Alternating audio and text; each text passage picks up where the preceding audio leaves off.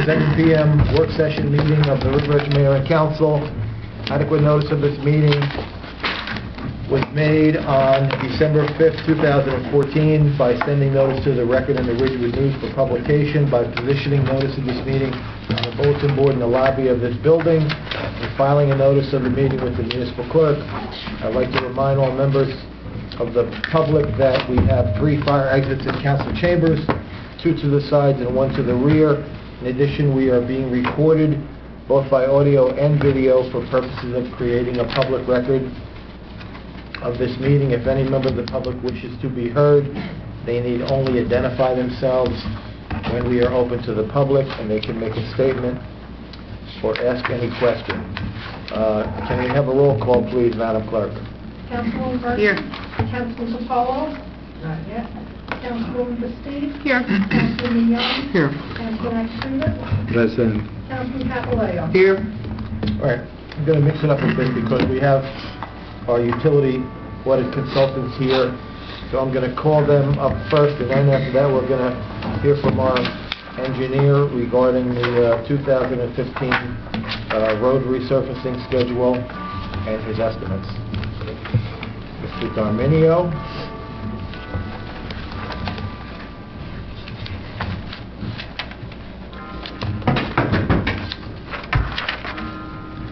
Good evening. Good evening. Identify your... Rick Darminio, Ismail Faustino. Okay. Approximately 6 to 8 months ago, I remember I had come to the council meeting at that time, and we talked about having worked with many other municipalities over the many, many years that we've been in business, 58 plus years. So I know we were invited back tonight maybe to give a summary of what we've done, where we are, and I'm going to let Ismail Faustino, the president of the company, take over and talk a little bit about what we've done so far. All right. Well, the accounts payables has been kind enough to provide us, obviously, as per the terms of the contract, with copies of the utility bills for our review. And we have reviewed probably about 2 or 3 years past bills, and we just got the most recent bills to review. But on the basis of what we have analyzed, which I think it was 2012 all the way to middle of 2014, we were successful in getting some credits already on some of the accounts, electric services, and some reductions as well. So the program is working, and there are still several recommendations that we have made with PSC&G, particularly with some of the traffic signals which we have determined to be much too high as far as the demands and consumptions, and they have been a little bit skeptical as to give us the credits as well as the reductions, because they wanted the particulars, which I provided to them. I went to the DPW to get the particulars for the specific lights that are being used on these traffic lights, and now they're requesting some sort of proof that in fact the town has, when they replace these LEDs with the old light bulbs that existed before the replacement. And that's something that we are not able so far to get information for. So I'm trying to avoid with PSC&G to get that information, because we told them that at least 15 years ago it was done, and therefore there should be no reason why they should ask for when that in fact the town requested or implemented the changes from the regular bulbs to the LED bulbs of the traffic signals.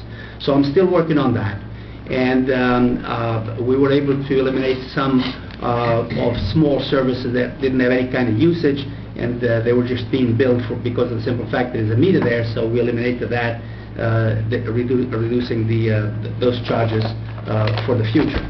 And we were able to get a small rate change on a traffic signal, not traffic signal, but on a street light, which was billed on the BPL instead of a PSAL. Okay, so that was a small reduction, and we got a credit also of that for about $125 or so. More recently, we have been working with the SCNG on the major services of the street lights. There are two unmetered. The street lights are all unmetered services, and obviously they got two services billing the township.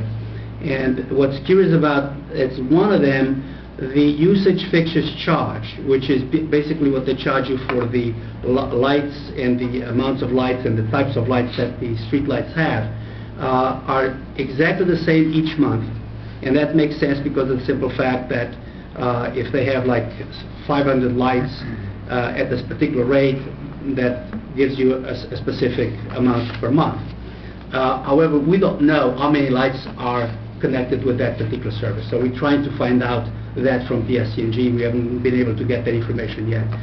The second service, which is more a little troubling, is that the usage fixtures charge changes every month. Some month goes up, some month goes down, and that indicates to me that the only possibility that could be a possibility is if the lights change every month to a different type of bulbs or a different type of or more or less bulbs, which I don't think that's going to be the case. So that's the big situation that I'm investigating right now with the SCNG, particularly on those two street lights. I was able to find out from them that you have 810 lights and 119 decorative poles. Okay, but the problem is that, as I indicated to you, that troubling account is in 1 month they charge you 52, 59, 65. The month before was 58. The month before was 59, and 59 before 57, 57, 52. So it goes up and down every month, and I just cannot understand why that's happening. And once we get the answer, if there could be some sort of, either the answer is correct and logical, and if it's not, then obviously we'll require or we'll request the credits from PSCNG as well as the determination for that. Just to clarify, that is that for the unmetered, or is that for the for the overhead lights or the decorative lights, or is it combined in one bill? We don't know, because the two accounts, because they are unmetered, they are based on a certain number of lights, and then those lights, either they are 500 watts, 1,000 watts, 250 watts, we don't know what's the mixture of those things. But there could be a combination of the street lights or the decorative lights, or could be both. Okay, so I don't know. That's what I've been They're sending us one bill a month for all these lights, or they're not billing us? That's two services. For all the lights that you have, the SCNG has got two unmetered services, okay? And one is the one that goes up and down. The other one, it's a flat, strictly amount of $4,599.04 each and every month. And so that once we know how many fixtures there are and what the size of the fixtures are, then we can determine if that's correct or not. The other one is troubling. The one that keeps fluctuating, could that be that sometimes the light goes out? Because I know some of the lights go out for a while and then they all of a sudden come back on. Could it be due to that? No. Now, PSCNG is not that smart that goes and says, okay, these lights went out, so we'll charge you less, these lights went on, they'll charge you more. And the variation is very drastic, so it's very unexplainable at this point in time. But we are on top of it, and as soon as we get some kind of an answer, we'll definitely keep you posted and let you know what. And the other issue that you can't seem to resolve is about whether when we put in some new bulbs. Right. Is there anything that you need from us to help resolve this? Well, I already got from the DPW the specs of the lights that they use now and they've been using for the past 15 years. That appears not to satisfy the PSCNG. But here's the situation. PSCNG has got a department that handles strictly with rate consultants, which is us, right? And we got to go through them. They are the most inefficient department that you want to have encountered. They have a department which deals strictly with outdoor lighting. It's called the Outdoor Lighting Group. And I dealt before with them with regard to the city of Hackensack. We resolved the problems, that the same situation that you have here. I resolved the problems with Hackensack within a month or so.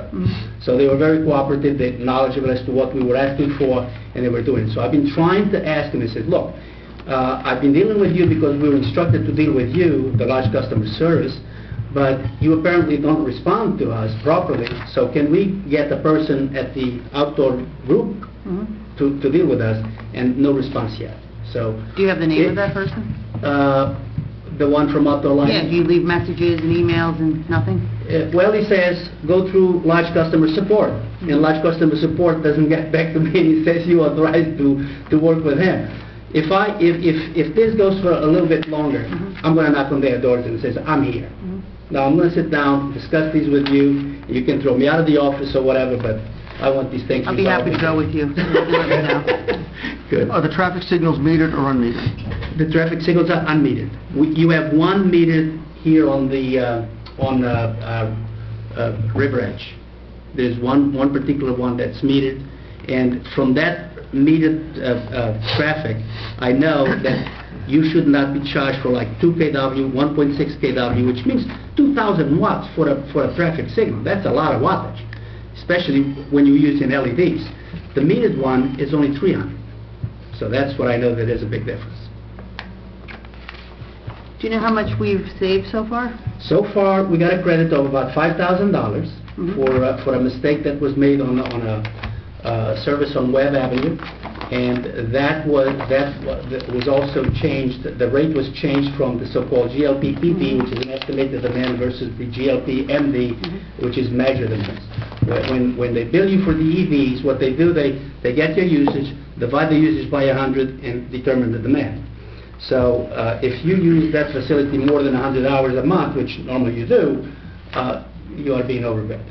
So we demanded to be billed on the MDs, which is the measured demand, and the actual demand that you report, that's the ones that you are billed for, and so that the savings are, in one particular 2 months was about $600 savings on a month, and then an average of $57 or $60 or something like that per month, because depending on the usage, you can save more or less depending on how much you use at that facility. Thank you. Do you know if you could request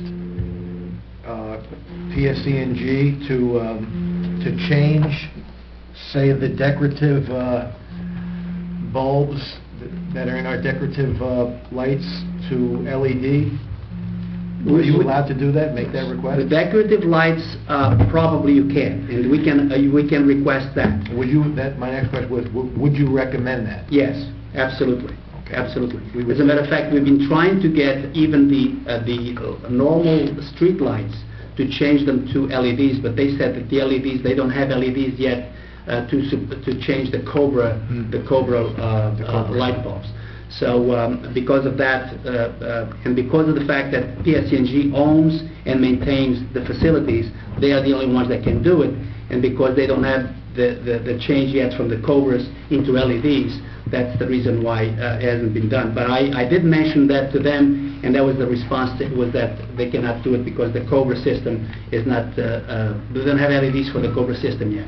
Yeah. But if the LEDs could be put in the regular street lights as well as decorative lights, some serious savings could be done to the town. Yeah, I'm talking about the 119 decorative bulbs. Exactly. Yeah, I would suggest that, absolutely. They've been replacing, I remember, maybe Rob remembers, they're replacing the 4 with two LEDs. It's the same wattage equivalent, and they reduce your fee, your annual tariff, the unmetered tariff, about $4 a month per light if you convert. But you have to use the same heads. They have to be swapped out. You have to have the same style and same head you have. And generally they've been waiving the fee to change the heads out. So that's something we definitely could do. And I said about $4. It was only about $4 reduction in the tariff. Well, how do we get that? You just got to make a request to PSE&G. Just make a request? Yep. And It's from this outdoor light group. I can That's send out the contact. His name's Patrick Buck. He handles that for PSE&G. Probably Patrick Buck. Yeah. Okay. Is that the outdoor lighting guy? Yeah, that's one of them. That's who that's who originated from the borough. Exactly. This is the man that hasn't responded to your inquiries? He will respond if you're looking at changing equipment. So can you put, looking to change equipment, and then the body of the email But it has say, to come from the what borough, about so this the other Allen thing? to see that request. You know, kind of Yeah, yeah. trick them a little? I will. Okay, anything else for these gentlemen? No, thank you for all your work that you're doing, and try to save every penny Yes. that you can, and we appreciate your hard work. We keep that, and we'll keep watching every month as the bills are provided to us, a review as to what's right and what's wrong, and we'll definitely keep an eye on everything that, and if we can bring back $1 or $2 or $5 or $100 or $1 million, we'll do it. All right, thank you. Thank you. Thank you. Thank you. Thank you. You never stopped at my house on the way.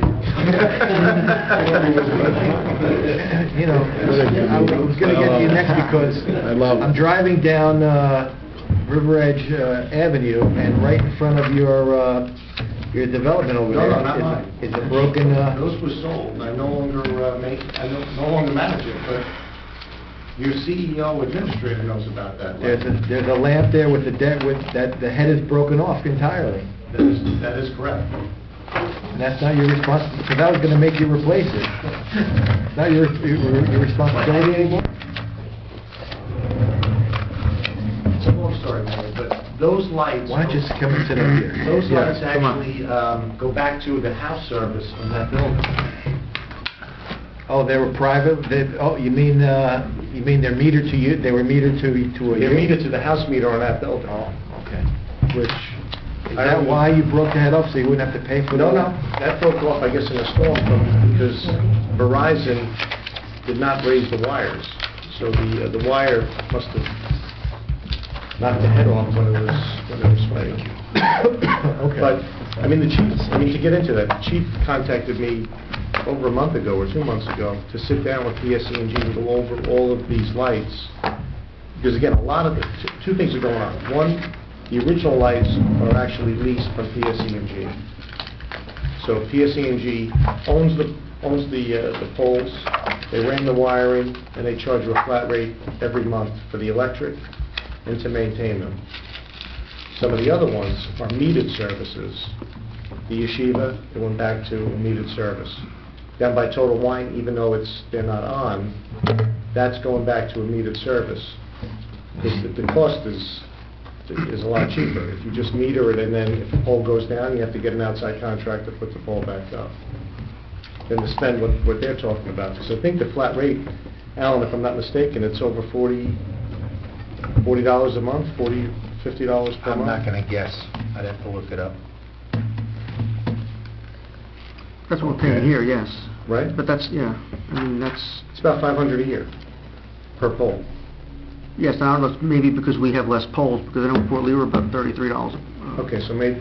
But no, but the number he used, the 4559, I thought that was, if you use the 110, that comes out to be about $40, so I think that's what they were, if I'm not mistaken. that seems a little high. And they said the LED, if you convert it, that may knock it down $4 or $5 a The month. cheapest way to do this is to run metered services, Yeah. no doubt. But again, we have some that are, and some that aren't. We have issues with whether or not we're allowed to charge like the yeshiva for metered service. That we still haven't resolved yet. But in any event, where there is a head missing, can we just put in the request with that gentleman you know at PSE&G? Patrick Buck. Yes. Patrick? They're probably going to say that those are private, so we'd have to, no. No. That's what he's going to say. That particular one that was installed, back then I purchased it, installed it, and turned it on and energized it. So that's the thing where our code enforcement official would have to send a letter to the property owner saying... Send a letter, or technically they're a gift back to the borough. Yeah. It's borough lighting. It's borough lighting? But it's a metered service. To the building? Yes, similar to the yeshiva. Those lights in front of the yeshiva go back to a meter. Was that addressed in the developer's agreement? Yeah, the yeshiva, yeah, it was part of the planning board. I'm trying to think what else. put it in. So No, but about what the going forward costs, or who? If you remember, the problem... We're assuming responsibility for that. We've been working on that this week to transfer the account over to ours and to pay the back amount of a little in excess of $2,000, which they paid for it. So to answer the question, then we have to fix it. Well, what happened, the yeshiva was not able to go to PSE&G and do a lease, if you remember correctly.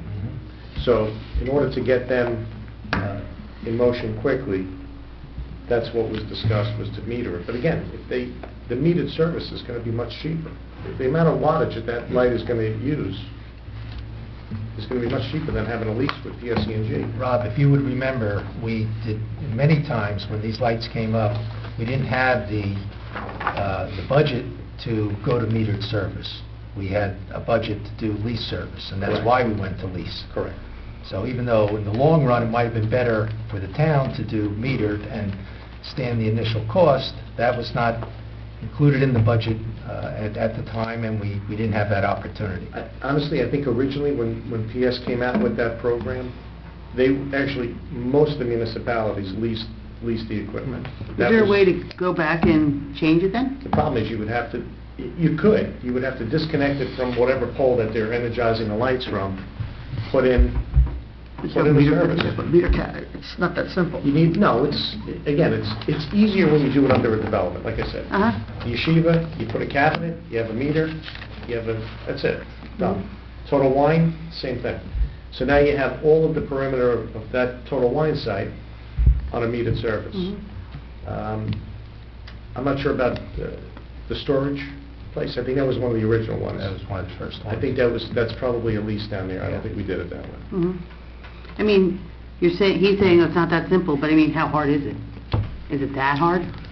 It can cost us more than we're paying for the lights, Well, to put in meter cabinets, you'd have start to running put in- wires. Save and it all that over stuff. like a certain amount of time, that would make it worth it? Probably would have made sense. Maybe look at one of these to see. I mean, if that storage is a big place. You know, that might be a good one to look at. I'm not trying to fix the whole thing.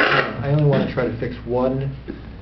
The one you're talking about, man, we have to... Well, now you brought it up, so now we have to look at the whole thing. I only want to fix one broken head. But that one we have to pay ourselves, we'll get that fixed. Yeah, I'll write a letter. That's right. But I think it's important to have this discussion, because particularly if we're looking at doing streetscape and adding another 30, 40, 50 decorative lights, you know, if we're going with this leasing option, that's going to add another $20,000 or $30,000 a year to our operating budgets. So that's something we need to look at if we're going to do more We could streetscape. certainly look into it, but based on some of the analysis that we did years ago, it was definitely cheaper.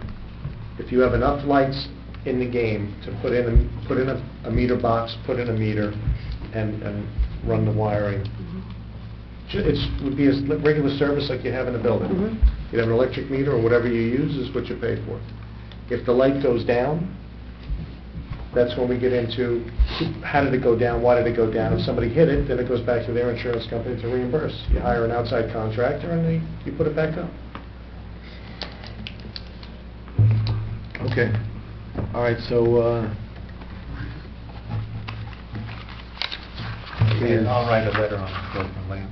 There's a motion on the broken lamp. What about on the request that that LED bulb be replaced in the existing I'll make the motion that we ask PSNG to look at that. decorative?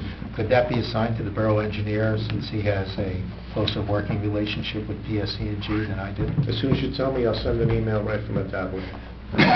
Yeah, okay. He answers, the easiest way to get Patrick is actually email, because he's very busy. We need a cost to... Well, or is he'll- this something they do? He'll say, you want to look into replacing the, He was I have- saying something about Cobra. Is that what the No, type this of lighting is is? just the decorative lights. Street lights. right, the Cobra, years ago, PSE&G came out with the induction bulbs. They took the old Cobra heads, which are hanging off the telephone poles, and they put these green fixtures on the end of them, the induction bulbs. I'm not sure if they do or don't have LED for that yet. I mean, this gentleman said they don't, so I would imagine. No, I think Patrick said they didn't have that yet. Is this don't. free of charge, a service free of charge, changing the bulbs, or is there a cost? Don't know. All right, please No, find out. All I know is if you ask him to change the wattage, obviously you know with what we did on Kinnicamack Road, there's an additional cost involved. Alan, what happened in Fort Lee was that if we had changed them equivalent head, they were going to do that for us. because they were trying to get people to convert to the LEDs, so they still might be trying to do that. Okay, I'll make a note, Rob will look All right, into it. so I'm gonna send Patrick two things. See whether or not there's LEDs for the Cobra heads, and how much, if there's any cost, and the same thing for the decorative. And then, on the existing borough streetscape design that you give out to developers, do those specs include the LED head? Well, No. they should, right? Well, if the Hadco light has changed, yes. Again, the idea was to have uniformity. So if we have all of these lights in the town, why would you change to another light? But if you're looking at replacing all of them, then I would say... They're going to look the same, they're just going to have different bulbs. The head looks exactly the same. No, the head, but the lighting itself. Just in going forward, if we start replacing it with the modern stuff, Yeah, I'm saying, if we're asking them to replace the LED and we don't change the specs on the existing streetscape, then when we do new streetscape, it's No, going to... But this is new, they're just starting to roll out these LEDs, so it's just... Yeah, I think the LED, in the past couple of years, the past year maybe, the LEDs have become extremely popular, and I think the technology is there now. Well, Where they're working very well. I'd like to see Right? their... Interior lighting, exterior lighting. I'd like to see their liability. I just replaced 6 of them in the house. I told my wife, you'll never see me on a ladder, according to this, for 22 and a half years. So chances are I'll either be dead or... well, at least you'll be able That'll to be see that. you in good light when you're on the ground. That's it. But the problem with the lights have been the ballast anyway, and then that's why when you look out of every, the quads, we have like 2 lights on. Yes. All right, now let's move on, please, to the street resurfacing. We have the list in front of me. 2015 list.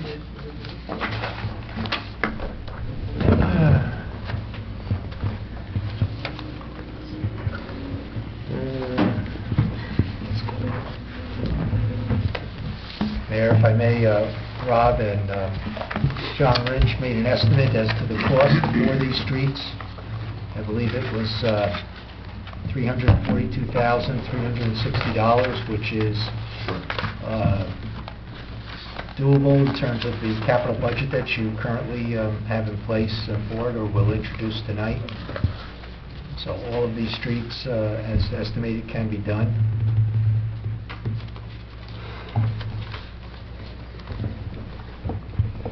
And all of these are determined to be the ones that are the highest priority. That is correct. Okay. When you say storm drains, Rob, are we just retrofitting the heads, or what's the column for storm drains mean? Right, any of the places where there's no bicycle safe grades, we would do. I don't know if this is a different list than we had the other day. No, it's the same one, list?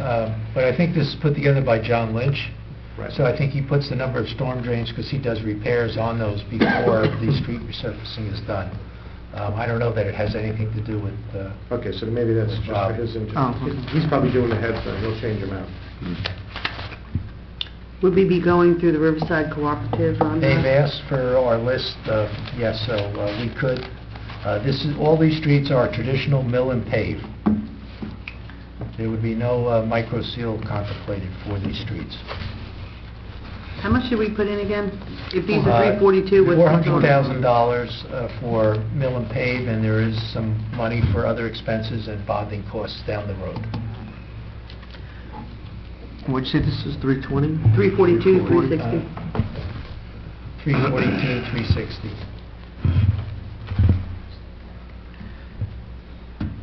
Ellen? Thank you, Mayor.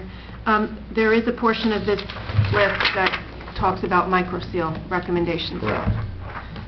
At our last budget meeting, I think it was, we were deliberating about whether or not we wanted to allocate funds out of this to do some microsealing. I don't know that we ever came to it. Would the balance that we have from the 400 be able to cover these 3 microseals? No. No, there aren't any, there are no quantities Right. in these 3.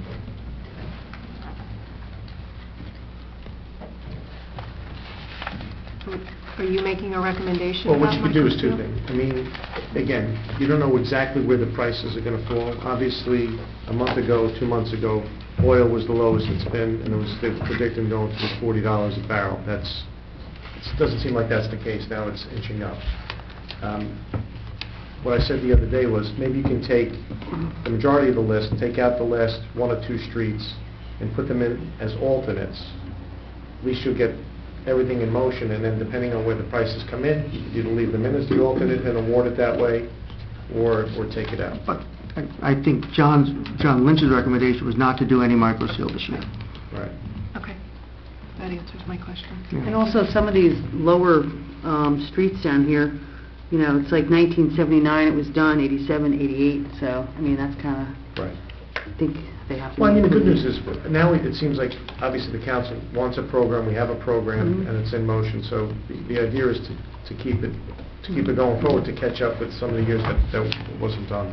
Well, what's your recommendation as to micro-surfacing? Because I think I think we should continue with the micro-resurfacing project for at least 1 or 2 streets a year while we develop a handle on whether or not it's worthwhile to continue. Mayor, what I think we should do, and again, because it wouldn't be part of this anyway, it would be a separate bid, I think wait another couple of weeks for the snow to melt, and let's see how the 3 roads that we did held up. And it could be very good, because you know, a lot of these roads that, you know, Alan and I spoke last week, you could have these things heating, you could have, obviously, break some of the utilities once the weather changes, which is going to be literally within probably the next 2 to 3 weeks. And look at it closely and see whether or not, walk the streets, look at it, and then make an intelligent decision. Alan, you were going to look to, I'm sorry, to Canafly to see if they had any reports about what happened with their microsurfacing? Yeah, I don't believe they're doing anything this year. They've had it done 3 years ago. But they did have some, yeah, they haven't given me that information, but I'll try and follow up. Mayor, I think if it lasts this year, it'll last any year. Yeah. This is probably one of the worst winters we've had in quite some time. Right. As far as cold, the amount of precipitation we had in... Since last winter? Well, I mean, it's colder, there's no question, and there's a lot of salt that's been thrown on the road, so I think... So you said something about alternate? Well, I'm saying if you do want to do a microsurfacing where you have X amount of dollars that you want to push towards that, what we could do is just put, say, the last 2 streets in as alternates. This way, depending on where those numbers come in at, you either award it or don't award it, and then you could then push that money towards microsurfacing if you want to do it. Okay. And is this list in any type of order? In priority order? That I don't know. I believe it is. I thought it was. Yeah, I think so. I think that, you know, I would say we should go ahead with all of these streets and then wait till we see what the micro-surfacing looks like and then deal with that next year. But I think that if these are bad enough that they need to be completely redone and paved, we should deal with that and cover these. All right, so the engineers thought we should take out the last 2. I wouldn't do that. No. 1988. He said to bid them as an alternate, to give us an opportunity in the budget to decide whether or not to award all of them or not the last 2, and to do a micro-resurfacing program if the weather shows that it's worthwhile. But if we do that, then those 2 streets don't get paved. And like I said last time, we should deal with the streets that need to be milled and repaved, rather than looking at delaying a street which may not have to be paved for 4 or 5 years and putting the money there. We have a fixed budget. We should be fixing the streets that need to be fixed. This is the list that John says, and then this list is going to continue. This is only this year's list. He has another list for next year, which will have another 10 or 12 streets on it, which need to be milled and paved. So I think since we're still trying to play catch-up, the money should go to do the best, the most good, is to fix the streets that need to be fixed. And the whole budget should go for... Question for Rob, a technical question. Rob, I know you did the specifications for the Riverside Cooperative for many, many years. Was it commonplace for towns to put in alternates on streets that they would do and not do? Or Some towns or put did they it- live to the, to the list that they submitted? Some towns put in alternates. And again, if you, I mean, you were involved in this. Over time, it went from 50 items down to whatever we have now. I'm not asking that question, I'm asking a question. No, there were whether alternates. Some they- towns had They alternates. put, we will see what the price comes in, we'll do some Yeah. streets, so they did. Because you get 3 for 1 when you do micro resurfacing, if you bid this as an alternate, and then later on, when the bids came back, decided that you were going to do a micro resurfacing program, you could hypothetically leave out Lexington and Lakeview this year, but include 6 other streets that would be done. I'm not 6 saying... other moderately Yes, bad exactly. streets, Yes, where these moderately 2 are bad streets. determined to They be can't bad. Moderately Moderately bad streets where you can extend the life 3 to 5 years. Yeah, but these are seriously bad. And there's more than You're this. only falling behind. The way this program, if anybody went to take the DOT street resurfacing seminar, they would know that by using this type of approach, you're only falling farther behind every year. You're never catching up. I You're only understand. falling farther behind. I understand that position, but I think that a street that hasn't been paved since 1988, that we really have to just throw whatever money there is on these streets. Next year, when we see how the road looks after the streets that we've already done, then we can determine if that's something we'd like to use next year. According to our engineer, we'll know that in a couple of weeks. But we I have a don't- recommendation from our DPW superintendent to Yes. hold off on microsealing in the coming year. And we talked about that last That's year, right, Mr. we did. Costa, Right, last year, we so talked we have- about this being a pilot program, seeing how it works, and We then... also have pretty much a unanimous council when it comes to paving these streets. Mayor. With Well, all we haven't respect- taken a vote yet. We're having a Yes, discussion. We're having a discussion. I agree, but it seems, I'm for paving those streets, seems like Kathleen is, seems like Ellen is, seems like... I would make a And it motion seems to like pave, to go is- ahead and look at paving these streets. Well, we're going to do that anyway. Well, that's my motion. And with no alternates. No alternates. No. Second. All right. All in favor? Aye. Any opposed, any abstained? I'll abstain on this one. Okay. Thank you, Mayor. That's all I need on this. Anything else? No? Well, you're here also to talk about the ADA ramps. The engineering fees are well beyond the county-approved amount. Actually, We wrote a letter to the county engineer asking him to revise the agreement to get closer to what the actual expenses are due to the field conditions. 2 things, Alan, because I went over this today with Stacy. Some of the time that I believe was billed on the other ramps, for the community development ramps, Yes, we have the community development, I was going to I ask think you it about was this. put on to the bill that was sent for these ramps.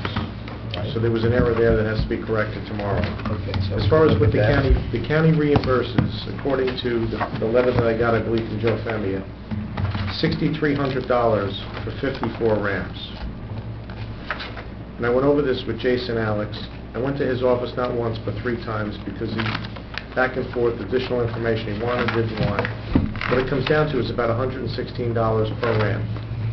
Send a guy, That's for just the engineering?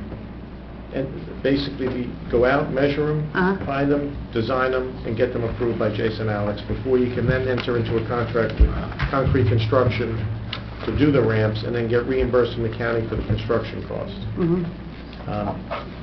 I don't know how he came up with that number, but I'll certainly talk to him tomorrow and try to resolve it with the county.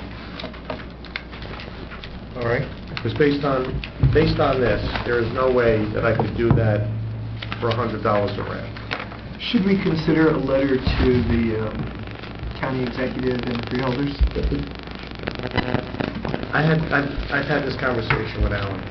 This is a program that if you want to get Kindercamack Road paved, the county put out a contract to do the ramps, so it's their contract, yet somehow the onus is on the town for us to design them, get them approved by the county, ultimately issue a purchase order, bond the money, I guess, to do the work, hire the contractor that they hired, manage the contract, ultimately sign off that it's in perfectly, so if, in the event that there's a lawsuit in the future, we're on the hook, or I'm on the hook, and yet, we never put the contract out in the first place. That's why I'm saying maybe we should be I mean, contacting it's- the county executive and the freeholders. Yes. I don't know if it's going to help, because This is a countywide program. It's There's 70 towns that It's a countywide have program. the ability to take advantage of it. But if you have the 2014 numbers, which I went over very closely with Jason Alex, the estimates are off to construct it. So I don't know, is that going to be the next issue, saying, okay, now these ramps cost roughly $2,500 a ramp, but we're only Just to giving... pour the concrete and get the little rubber mat on top of it, Right. $2,500. I would say by the time you're done, because in order to get the grades, you need a header curb, you need curb in front, Uh-huh. you need curb in back in order to make the grades work. So now you have two sets of curbs. That's like a 4-foot area. No. You have to chase depending on the road, you have to chase the grade for a minimum of 15 feet. So by the time you're said and done, they're about $2,000. They are. At least. Yeah, $2,500 to $2,000 by the Wow. time you're said and Crazy. done. And that estimate, that construction estimate is not in those numbers. So I don't know if that's going to be the next issue, where now you get concrete construction because they're the low bid. They go to work, they give a bill back to the borough, you try to get reimbursed from the county, and the county says, oh, well, you know what, it's over our estimate, I'm sorry, and you're on the hook. So I think it has to be... So maybe it shouldn't be just a letter from the mayor and council of River Edge, but maybe Riverside Cooperative, maybe Maywood, maybe Oradell. Maybe a resolution from every of the 70 towns saying we're not going to pay more than... I think you need to start, again, you want to get Kindercamack Road paved this year, so I think we need to start, concentrate here. okay? We don't want to have it like this balloon cost where it's, Right. Once they see that you pay the $2,500, maybe they think, oh, they'll just pay that for everything. But we're going to be stuck. If they come back and say now, Technically, if you read the statute with the county, they are only responsible between the curbs. They're not responsible for the curb, and they're not responsible for the sidewalk. And that's state statute, which to me doesn't make any sense. But if we just refuse to pay Kindercamack? But then who do we hurt? We hurt ourselves.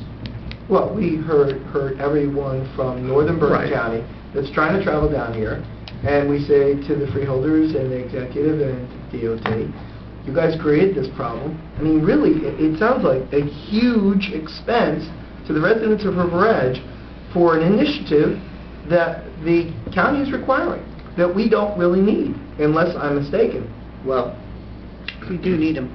No, these ramps being completely redone. I mean, if I remember our conversation in the past, we did the ramps, and now they're saying we have to do the ramps again. yes. So we're redoing ADA ramps because they're not happy with the way they made us do it the Well, first I time. think haven't the requirements changed? the issue is this. The county went out for grants and got grant money from the NJDOT.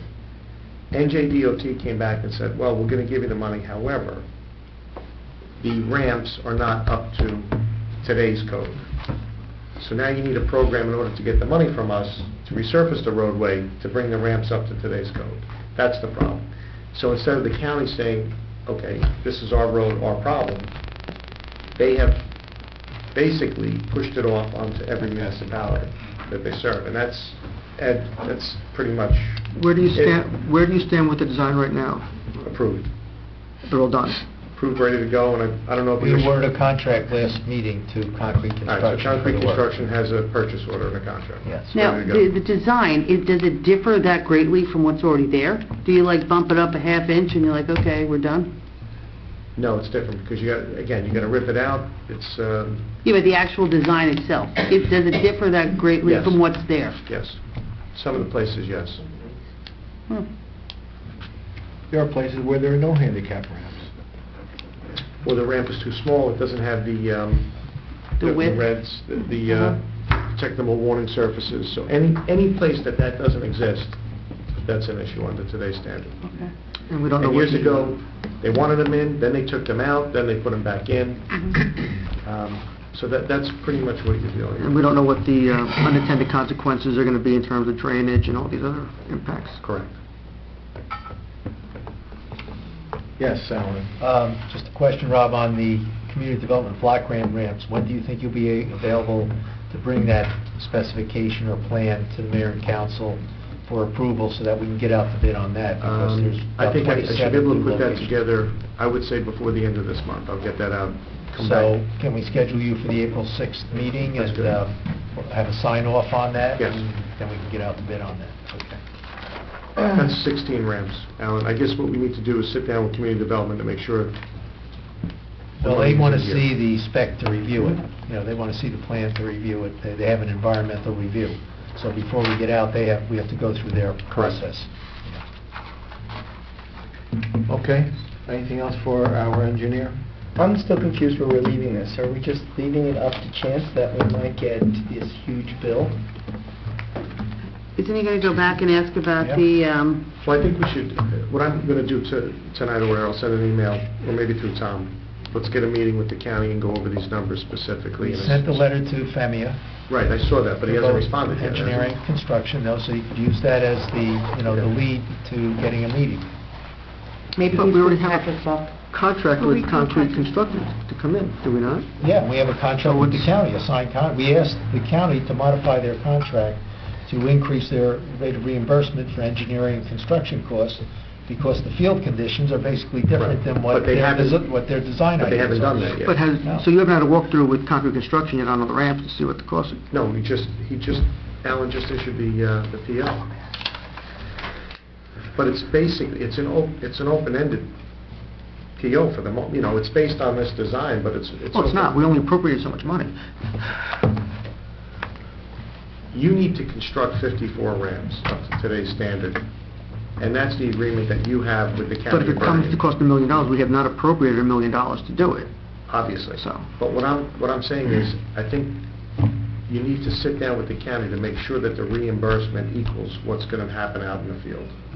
And if it doesn't, can we put the Then we brakes stop. on I think it? then we stop. Well, we right? just do What do you whatever... do, just we 30 of limit it them? to where we Yeah, can pay so we whatever can we pay pay. for That it. agreement with Concrete, the approval for the construction contract should be based on what the county and you believe the cost will be to the borough. Not with me. That's what I'm trying to, let's get the record specific.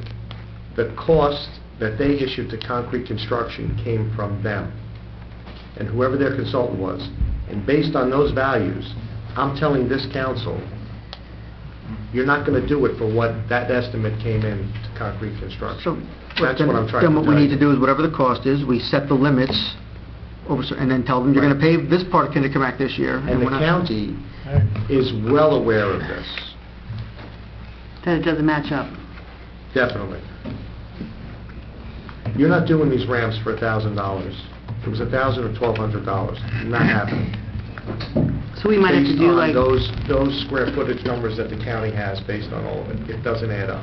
so would we be kind of like doing 30, because we can't do 54? You need to do all 54 in order for you to be able to get the road paved.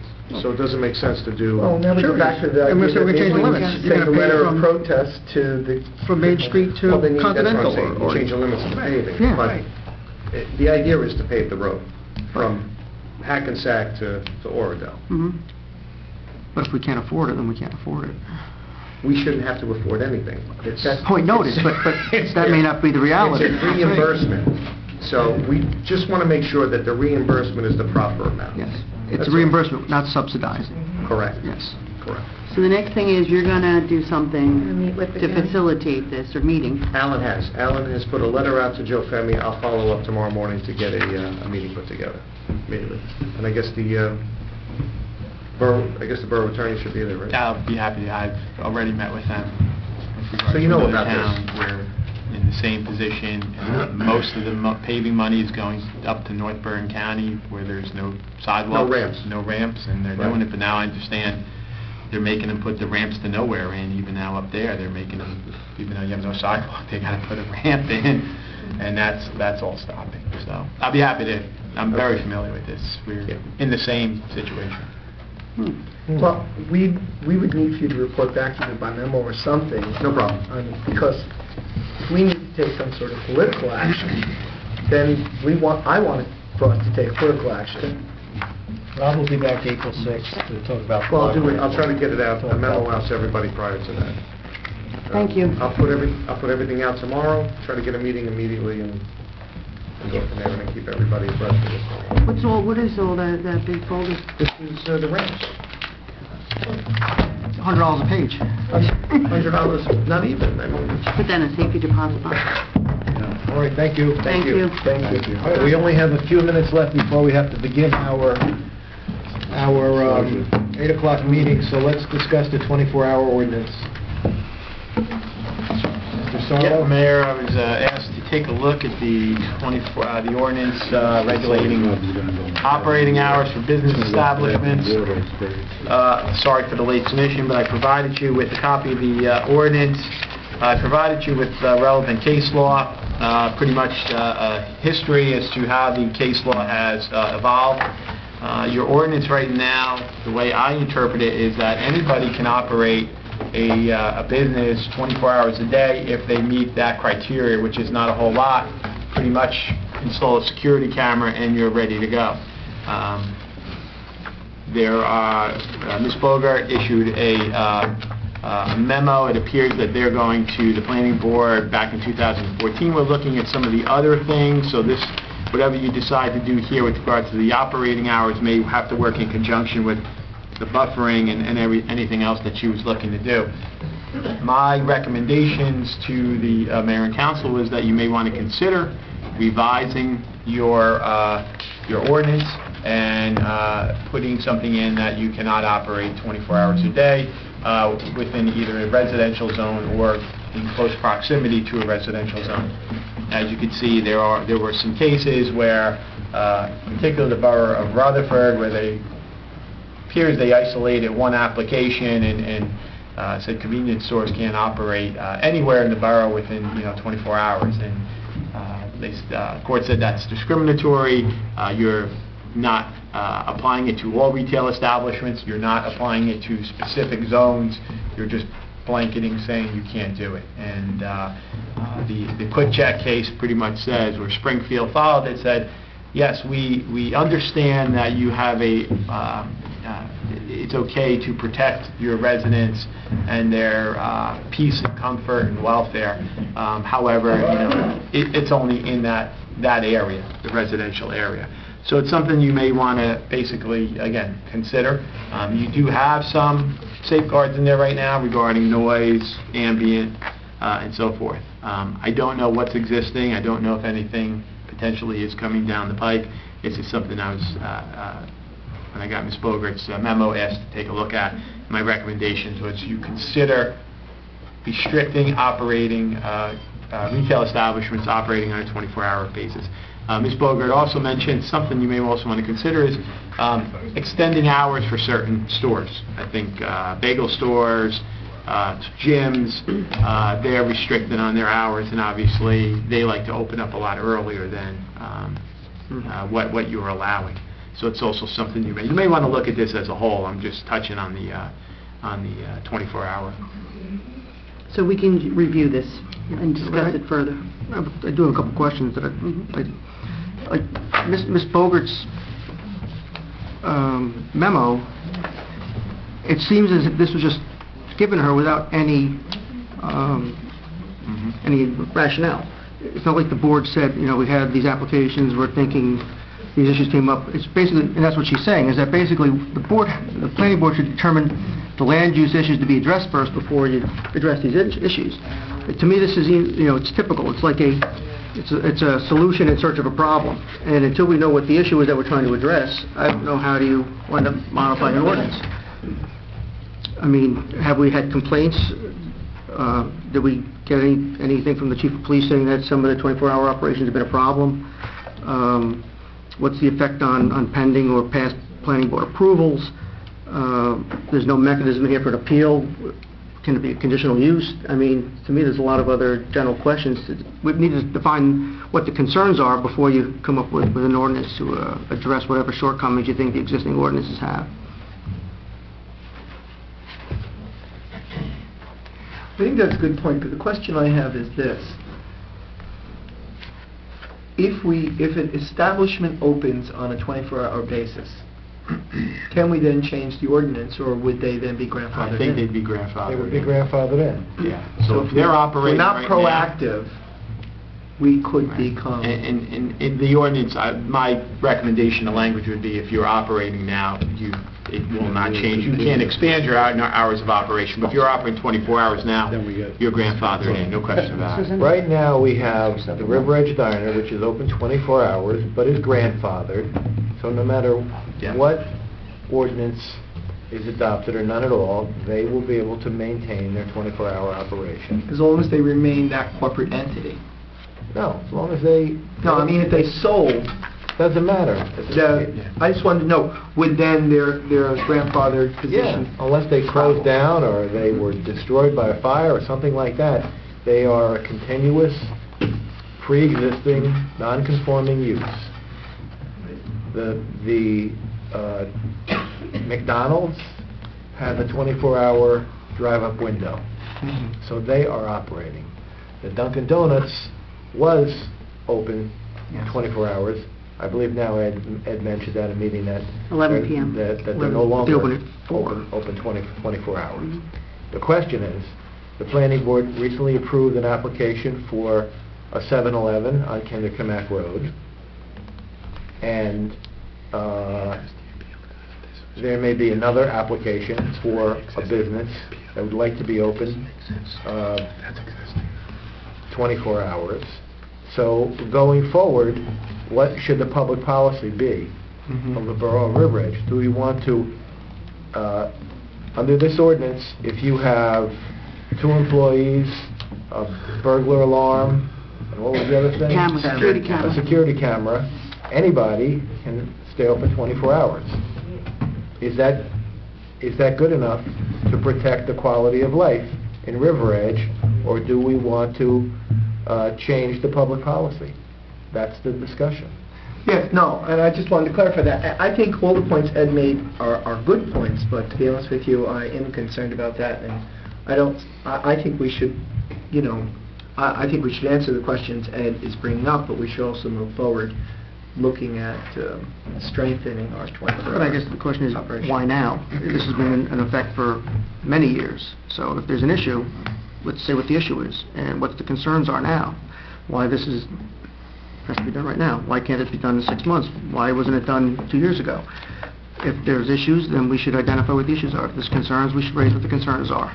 That's all I'm saying. One of the other things is, can you just limit how many businesses you can have in town? Can you say, like, no more than 5 24-hour? No, you can't do that. You can't do that. That So was my that's where we question. are now. I've been working on this issue, and the planning board's been working on this issue for over a year. We now have an approved 7-Eleven with little restriction of them opening 24 hours. If something is not, if the ordinance remains the same on the day that they get their CO, and they have a camera and a burglar alarm and 2 employees, they will be open 24 hours. Do we want it or not? That's the question. The recommendation from our attorney is on the final page, where he thinks we should have a 200-foot restriction from any residential zone, which I think is reasonable. So I would recommend... Well, that exempts the whole town. Yeah, exactly. Well, You can come that back was to the my- home border, the street, I mean, it's... So I would recommend that No, it doesn't. that this be incorporated, By the old denial. and That's about it. yeah. No. So the apartments are down there, but from Hackensack. Yeah, but that doesn't apply to us.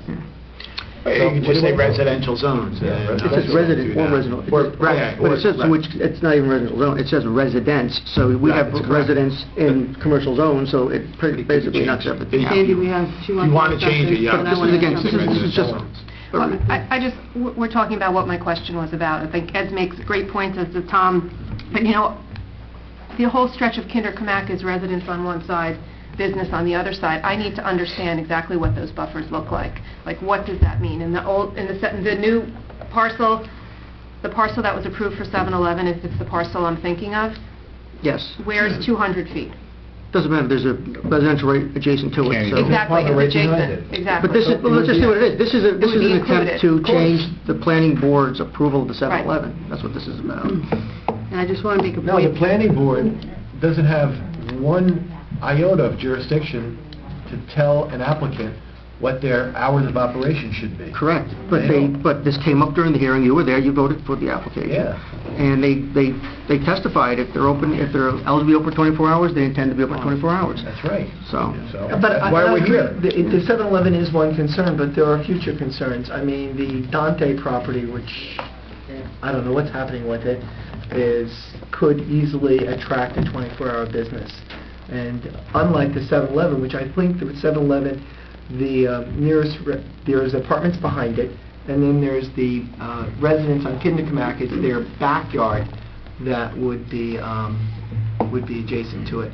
But now, if you move further down, if you move to the Dante property or other properties, there is question there too. And I agree with you. We shouldn't normally try to fix what's not broken. And your question is, why are we doing this? But I think that this is a weak point in our ordinance, and if nothing else, we should explore it, even if we choose not to change it. I just have one comment, and we should probably move into the work session because it's over past 8 o'clock. Or regular. You know, they came in, I don't think you can pull the plug on the 7-Eleven. They're already started working there, so you're going to all of a sudden change an ordinance when they want to proceed with their business model. I don't think it's fair for that business. they made their decisions based on what the ordinances were at the time. Correct. That's fine. They don't have their certificate of occupancy yet. You're going to make them go to the Let- finish let them line, take it and to then the- you're and going open to us up now to a say, lawsuit. you know what, Take it we to the changed the Supreme- rules. That's what I do for a living. Lawsuits don't scare me. Oh, It's just not fair. It's just not good business. I don't think Yes. it's really fair for a company to It's not invest gonna send a good- tens of thousands of dollars or hundreds of thousands to remediate a property and build a business, and then at the last minute you say, you know what, you don't have a CO, And what does this- and we're not going to grant you a CO what does because... it say to other businesses who want to come to town? That, you know, come into town and then we're going to change the rules on you, so... They we came don't in want you. under the rules that were in place at the time. When the 7-Eleven, that's going to be at 846 Kinderkamak Road, or 386, when it's open up 24 hours, and all of the neighborhood is in here yelling at you guys for not doing anything, when you had the opportunity, What do you anticipate is going to happen? what's going to happen? Yeah, They're gonna say, gangs, kids on bikes, The what? same thing Well, he happens wants at other 7-Eleven, he wants the 7-Elevens. I Dunkin' go to Donuts one in first, too. Milford all the time. There's no one there. Okay. 9 people. I did my job, I brought it to the council. If council doesn't want to continue the discussion, they don't have to. This was 2 years ago. I said you could have brought this to, when this was before the planning board 2 years ago. I mean, why now? Because now they're building. I mean, it's what's fair is fair. These people operated under a level of understanding that these were the rules they were building by, and now you want to change it now. It's 2 years. Now is the 2 years time to week. change it. There is no certificate of occupancy, which It's is unfair. which is It's the unfair. date. What if there's another 7-Eleven that wants to come to town, and we have two Well, of then them? you change, if you change it... When are you going to change it? What if any of the businesses... You went through great, if you listen to the planning board What meeting, if you went through great lengths. What if any of the businesses on Kinderkamak Road that are there now, from the nail salon and the hair salon, all the way up to the Oradell border, what if they all decided they want to stay open 24 hours? 7-Eleven, I mean, Dunkin' Donuts just stopped at 11 p.m. because they said it was not financially, they weren't making any money after 11 o'clock. Kathleen, you believe that all businesses should be able to stay open 24 hours? That is That's incorrect. fine. No, you That's- believe businesses should shut down when you go to bed, That's fine. 10 o'clock. That's fine. That's how you can vote. But go back and listen to the tape of the planning board discussion. I mean, you went through great lengths trying to craft some kind of language to exempt the diner, to exempt the Dunkin' Donuts, 200 feet, 150 feet, whatever. We know it's all about the 7-Eleven, so that's the rush. If that's the case, you're worried about this parade of, imaginary horribles. Everybody's going to start coming for applications for 24-hour services. It hasn't happened yet, and I don't know why you would expect it's going to happen over the next 6 months anyway. It's gonna happen. Well, then you must know stuff that we don't know. Everything that I find out about, I keep everybody informed. You know that there's an approved 7-Eleven, right? You know that there's an approved And one. we were both on the planning board. I think Ellen was on the planning board for part of that. Vita was on the planning board for part of that. And they never hid the fact that they were doing it. approval Yes. of that application.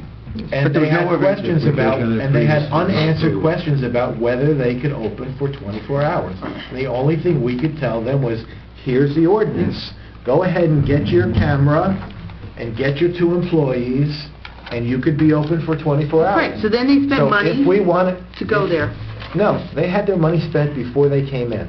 If you want them to remain like that, or if you want to have an opportunity to change the law, now is the time to do it. Otherwise, when they open, you'll have the opportunity after that to change the law for the next 24-hour business that comes here. But then they're going to say, well, you let the 7-Eleven do it, so why can't we do it? It doesn't matter. Now's the time to make a decision. It's unfair. This was in the zoning. It's past 8 o'clock. I know what time it is. Tom, a question for the attorney. Do we want to continue this discussion at another meeting? But I have one or- question for our attorney. Or just table it? I want to make one question for the attorney. If this was in the, if this was not in the section that you have it in, section 1, what is it? Chapter 152. 152. Okay. Would this make, 416? should it be part of zoning 416. under 416, and then it would at least have, because the mayor keeps saying about pre-existing non-conforming, you're not pre-existing non-conforming because it's not a zoning issue, so it's, if you put it under the zoning, at least then it could be regulated as a zoning criteria, the zoning board can hear appeals, and the zoning, and they may have to apply for, I don't know if I'm following your question. I was going... well, I'm just saying, because then before. people will have a stronger, there's more credibility if it's part of zoning, that you just can't on a whim change something. Like you said, if they got approval based on, if it's part of the zoning code, Right. the council can't change a condition and undo the zoning if they're already approved or under development. But the regulation of hours of operation, you think should go into the zoning code? For 24 hours. Well, it would be for... Why would you delegate the council's responsibility to have an ordinance that applies to all operations? Why would you delegate that? It's not that, it's restricted. Why would you delegate that to a zoning board, an inferior body? Then the zoning board could make determinations as to which businesses can open 24 hours and which businesses They could can't. do that now. No, they can't. Sure they do. They have the right to grant changes of use. Of course they do. They don't have the right to grant the change of use unless the ordinance allows them. No, that's not true. No, that is true. That's not true. That's You can have any basic- use, if that's it's not basic law. permitted, they can, Mr. Crismarlo, what's Go ahead. the zoning board can approve a use that's not permitted, is that And you correct? can always approve, a non-conforming use. Or no, It's a non-permitted variance. use. Yes, it's the variance, yes. Variance. But you still, but we get back to, can the planning board, the zoning board change the hours of operation Right. at that point? And it appears they wouldn't need to change the hours of operation, because if you have these 3 requirements, you can pretty much make your own hours of operation at this point in That's time. exactly right. You don't have to stay open 24 hours, you can stay open, whatever, 20 hours, but Right. just having these, any business can really establish their own hours of operation. But yes, to you also. Ellen? And I'm listening carefully to the concerns about how the business is going to respond to any change that we might make. But I think that we really have to think long and hard about the impact that this will have on the quality of life of the residents that are in that vicinity. And I would like more opportunity to reflect and contemplate on this, and I would ask that we continue the conversation at an upcoming meeting rather than table this. I would too. All right, there's a second. Just to clarify, I mean, I put any residential, I made it very broad. You can put specific zones in if you want. I started very broad, residential or within 200 feet, but you could obviously put, whatever, if you have an R zone, an R1 zone, and just limit it to there too. See, I think this came on Friday or It Saturday. came Sunday. Came on Sunday. So I have not read through it. I have not read through it. I mean, I checked my email so many times, I forget when it came There's through. a lot to give you before the meeting. Yeah, I really need to absorb this. And I don't know how I stand on this issue. I certainly see the issue of justice to the 7-Eleven, but if you remove the 7-Eleven from the mix and simply say, where do we want to go forward exempting the 7-Eleven? Say the 7-Eleven, we as a council decide, you know what, we've already given... We can have this conversation. I know, but I'd just like to put this on the record. I know, but we have to... Just, I think there's two ways we can look at it. We can look at it with or without the 7-Eleven, and if you look at it without the 7-Eleven, I still think it's something we should look at. And so I do think it's something we should move forward on. Yes, but I'm thinking the only reason this is being brought forth is because of 7-Eleven. Maybe so, but not on my part. But that's my concern. It's equivalent to spot zoning. We're spot letting... And that's why I'm putting it on the record. I did not expect this to come on Sunday, but I do think this is an issue the council should look at this year. Okay, we can begin our 8 o'clock meeting by all standing for a moment of silent prayer and/or reflection.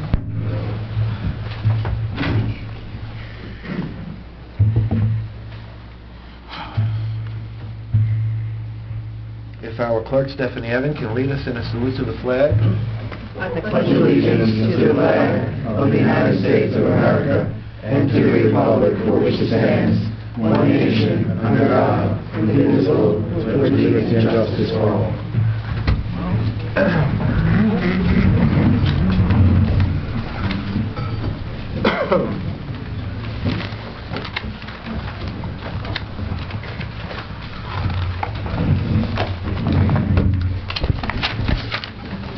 The New Jersey Open Public Meetings Law was enacted to ensure the right of the public to have advance notice of and to attend meetings of public bodies at which any business affecting your interest is discussed or acted upon. In accordance with the law, the mayor and council of the borough of River Edge have sent notice of this meeting to be published by having a date, time, and place posted in the borough hall, and notices were sent to the Record and the Ridgewood News.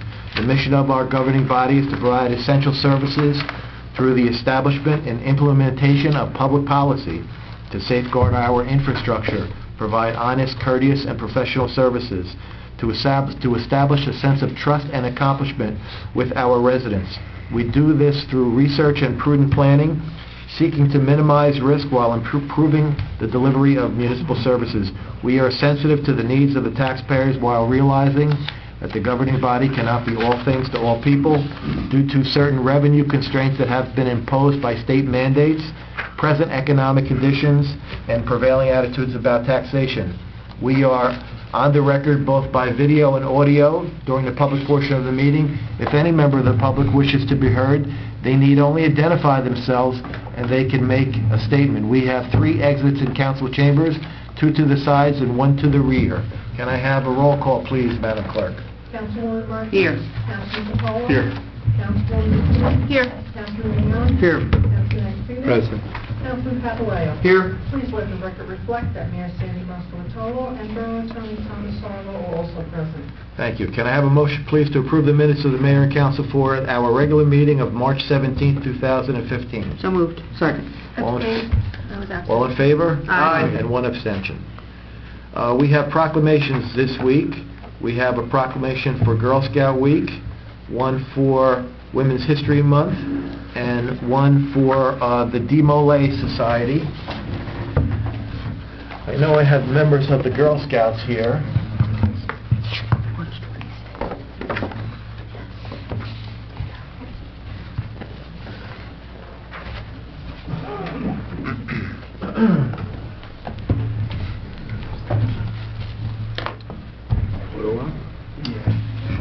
If you ladies can just stand over here, and you can tell us what troop you're from.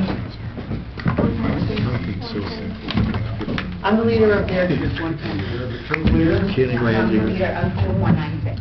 Okay, thank you, Ms. Stevens. Let me read the proclamation. Whereas throughout the long history of Girl Scouts, certain traditions remain meaningful and important to all and are still practiced today. Whereas every year, a week containing Girl Scout birthday March 12th, is bookended by celebrating the connection between Girl Scouts and the state.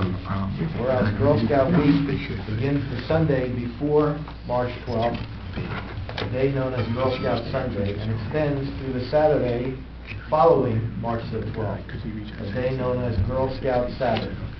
And whereas the Girl Scout birthday on March 12th commemorates the day in 1912 when Juliet Gordon Lowe officially registered the organization's first 18 girl members in Savannah, Georgia.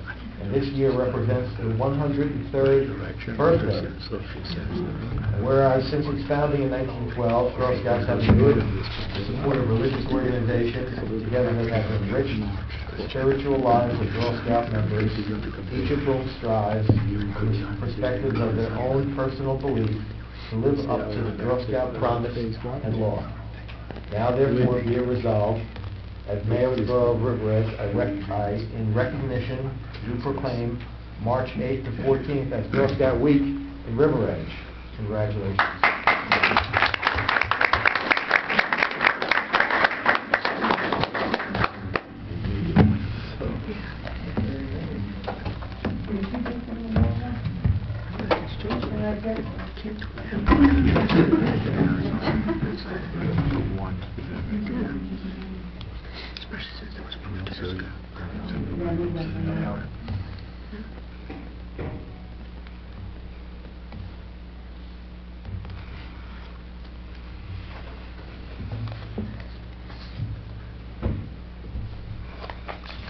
Thank you. Thank you.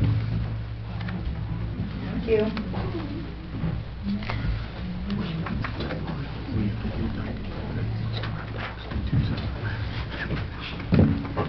Proclamation for Women's History Month.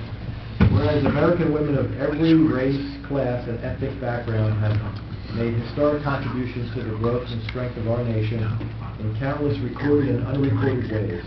Whereas American women have played and continue to play a critical economic, cultural, and social role in every sphere of life of our nation by constituting a significant portion of the labor force working inside and outside of the homes. There we go. Whereas American women have played a unique role throughout the history of the nation by providing the majority of the volunteer workforce of our nation.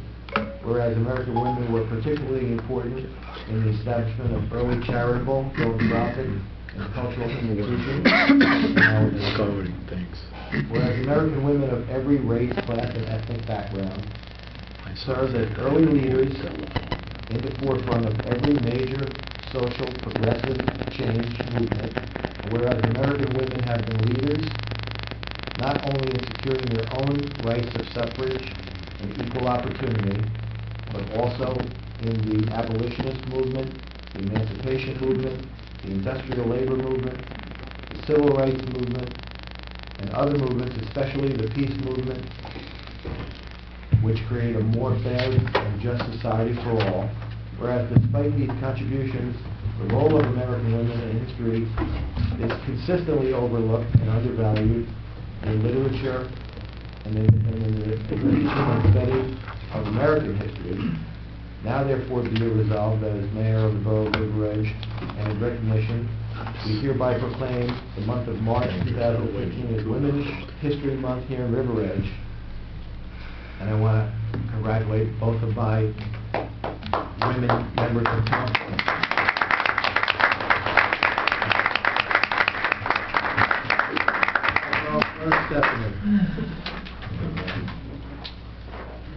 Anybody here for the DeMolay?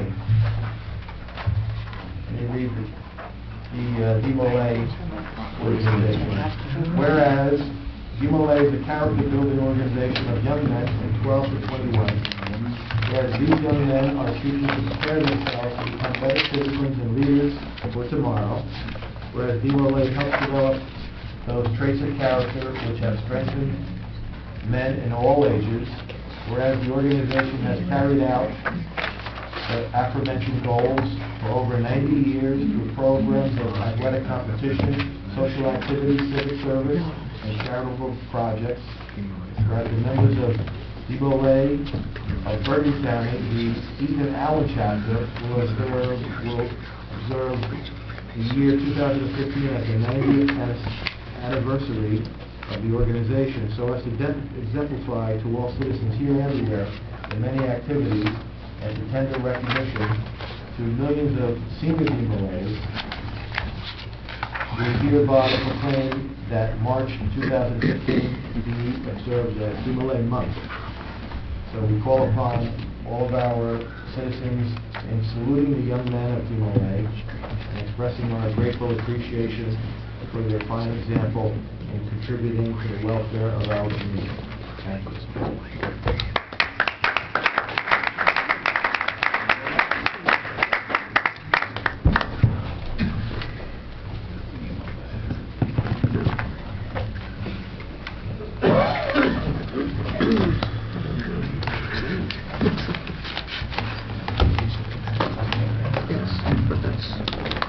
Okay, I'd like to take this time to briefly open to the public on any issue on tonight's agenda. If I could have a motion? So moved. Second. All in favor? Aye. Okay, would anybody in the audience like to speak on any issue that's in our agenda this evening?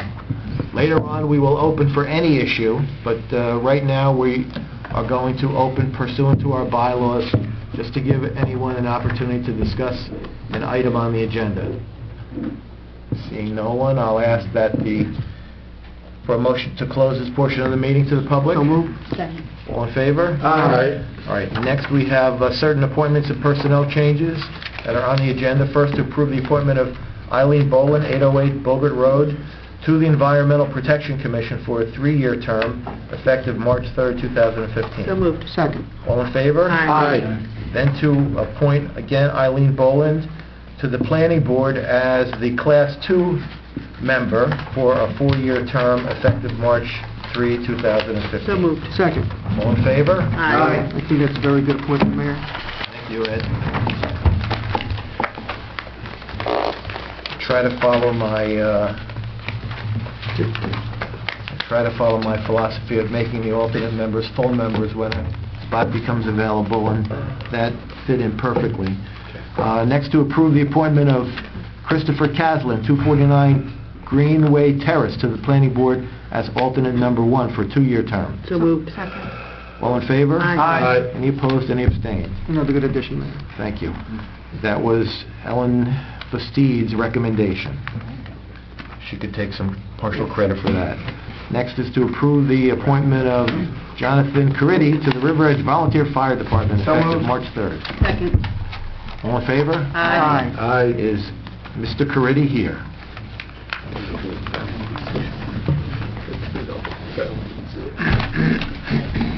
Is Eileen Boland here? Nope. No. The... Christopher Caslin here? Caslin here. Is Caslin here? No. No. Okay. You brought your own Bible, Chief? Yeah. Photo op.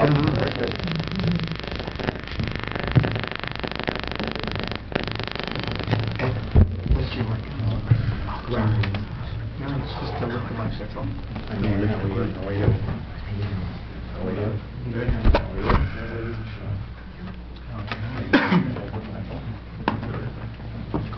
Please raise your right hand. Put your left hand on the Bible. Please repeat after me.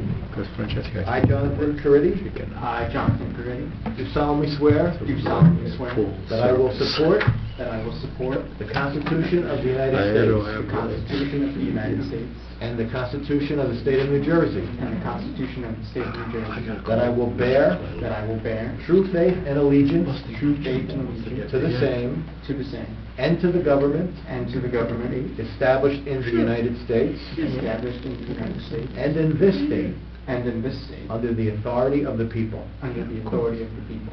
And I, Jonathan Caridi, And I, Jonathan Caridi, do solemnly swear do solemnly swear that I will faithfully, faithfully, impartially, impartially, and justly perform and justly perform all of the duties of a member of the River Edge Volunteer Fire Department to the best of my ability, so help me God. You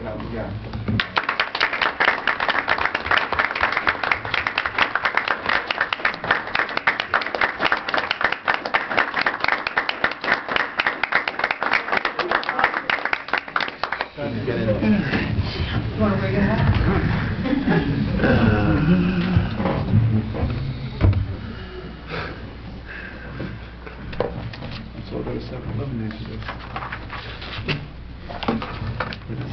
Jonathan is a fourth generation Caribbean to be in the fire department. My father started in the artillery, and I followed in my father's footsteps, and Brendan and now Jonathan. So when the paper goes off, three of us are out the door. Four generations? Yeah, my father, myself, Brendan, and now Jonathan. Wow. Thank you. Great fire manager. Thank you.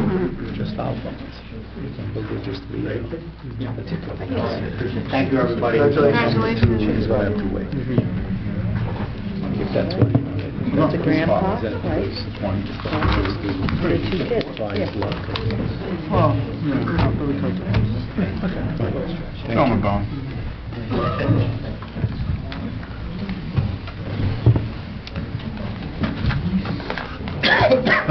All right, getting back to our agenda, we have a correspondence section that lists various reports and letters and certificates that are all on file with our clerk's office and are available to members of the public should they wish to review them. We have a determination and award certificate. Yes, Mayor, you just have to mention it, you don't have to read it in full. Okay. This is a determination and award certificate for a $34,000 special emergency note that our CFO, Mr. Negrian, is certifying to. The note is dated February 13th, 2015, and has a maturity date of January the 13th, 2016. Okay. Next, we have monthly reports from the Historic Commission, the Shade Tree Commission, Traffic and Safety, and the Recreation Commission for January, and as well as the Recreation Commission's annual report. We have an ordinance on this evening for first reading, which is ordinance number 1824. I'll have the clerk read the title of it. Ordinance 1824, the ordinance of the Borough of River Edge amending and supplementing Chapter 1 of the revised general ordinances of the Borough of River Edge for the creation and establishment of the Senior Citizens of River Edge organization. All right. This is an ordinance that is establishing SCORE under the borough's umbrella so that they can set up their own internal governance and adopt bylaws and elect officers. It's something that SCORE has been operating more or less independently for 46 years? 42 years. 42 years. It's on for first reading this evening. If it gets adopted, it will be published in the newspaper. Then it will be put on the agenda again for final adoption. At the second reading, we will have a public hearing and we will open to the public to discuss this ordinance and only this ordinance. Is there a motion to adopt this on first reading this evening? So moved. Second. Can I have a roll call, please? Councilwoman Murphy? Yes. Councilman Capolo? Yes. Councilwoman Bastu? Yes. Councilman Mignon? Yes. Councilman Creed? Yes. Councilman Papaleo? Yes. All right, it's adopted on first reading unanimously. It'll be published, and Stephanie, when will it be on for the public hearing? It should be March 16th. All right, on March 16th, we'll have a public hearing. We'll open to the public and let anybody speak on this ordinance. The next ordinance is ordinance number 1825. Madam Clerk, can you read the title? Ordinance 1825, 5, bond ordinance to amend section 5 of the bond ordinance, ordinance number 1806, entitled Bond Ordinance to Authorize the Making of Various Public Improvements in, by, and for the Borough of River Edge in the County of Bergen, State of New Jersey, to appropriate the sum of $1,330,000 to pay the cost thereof, to make a down payment, to authorize the issuance of bonds to finance such appropriation, and to provide for the issuance of bond anticipation notes in anticipation of the issuance of such bonds, adopted April 21st, 2014. All right. So moved. There's a motion. Second. There's a motion and a second. Roll call. Councilwoman Murphy? Yes. Councilman Capola? Yes. Councilwoman Bastiz? Yes. Councilman Mignon? Yes. Councilman Akrita? Yes. Councilman Papaleo? Yes. Thank you. Next, we have an ordinance on for a second reading, a public hearing, and a vote on the final adoption. Can you read the title, please, Madam Clerk? 1822, bond ordinance to authorize the undertaking of the Riverdale Middle School Safety Improvements Project at portions of Midland Avenue and Woodland Avenues in the vicinity of such school, a general improvement, and the construction and reconstruction of sidewalks, curbs, and driveway aprons along and in front of a portion of Woodland Avenue, a sidewalk improvement in, by, and for the Borough of River Edge in the County of Bergen, the State of New Jersey, to appropriate the sum of $205,000 to pay the cost thereof, to authorize the issuance of bonds to finance such appropriation, and to provide for the issuance of bond anticipation notes in anticipation of the issuance of such bonds. All right. For the public, this is a bond ordinance for sidewalk improvements in the area of the middle school along Midland Avenue and Woodland areas.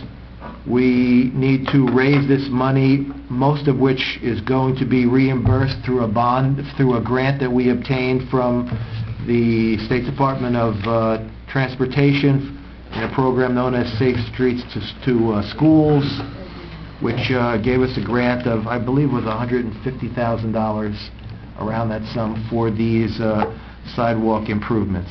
Can I have a motion to open to the public on this ordinance? So moved. Second. All in favor? Aye. Would any member of the public wish to speak on ordinance number 1822 to bond the sum of $205,000? My name is Carl Allock. I live at 188 Woodland Avenue. And I received a note, and I'm still a bit perplexed by exactly what it entails. There's dollar figures, and there's mention of the 3 properties might have to pay $500, but it's very confusing exactly what the project is and why these 3 properties have to pay $500. Do you have sidewalks in front of your home? There's a sidewalk, and it doesn't go all the way down. It doesn't. So these 3 properties are on Woodland Avenue, east of that. Right. And the sidewalk ends on that property. Uh-huh. But the road continues. Okay. to more properties. Okay. Our CFO could explain the letter that you received. Mayor, yes, at the Traffic and Safety and the Police Chief's recommendation, the borough has sought to create a safe pedestrian byway for the students, and these sidewalks in front of these homes are part of the Department of Transportation grant. So the construction cost is not going to be assessed to the adjacent homeowners, but it has been the past practice of the borough to assess for the engineering design work, which is not reimbursable by the DOT grant. So the design work is going to be shared by the 2 property owners based on the lineal footage that will be reconstructed in front of their homes, and a small, I think, $25 administrative charge will also be assessed. And this has been the practice of the borough for 30 or 40 years to assess these costs, and only the engineering design costs where we receive a Department of Transportation grant. And that's that charge was established by an ordinance 30 or 40 years ago.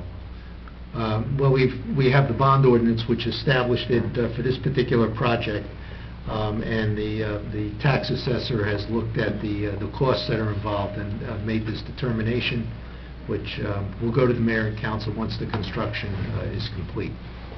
And can the project itself is just these three properties? No, no. Also Midland No. Avenue and... The project is Woodland all the way to, well, No, it's these three properties Right. on Woodland to continue the sidewalk where there is none, and to reconstruct where the sidewalk is in disrepair, and to properly to construct the ramp on the corner of the Woodland.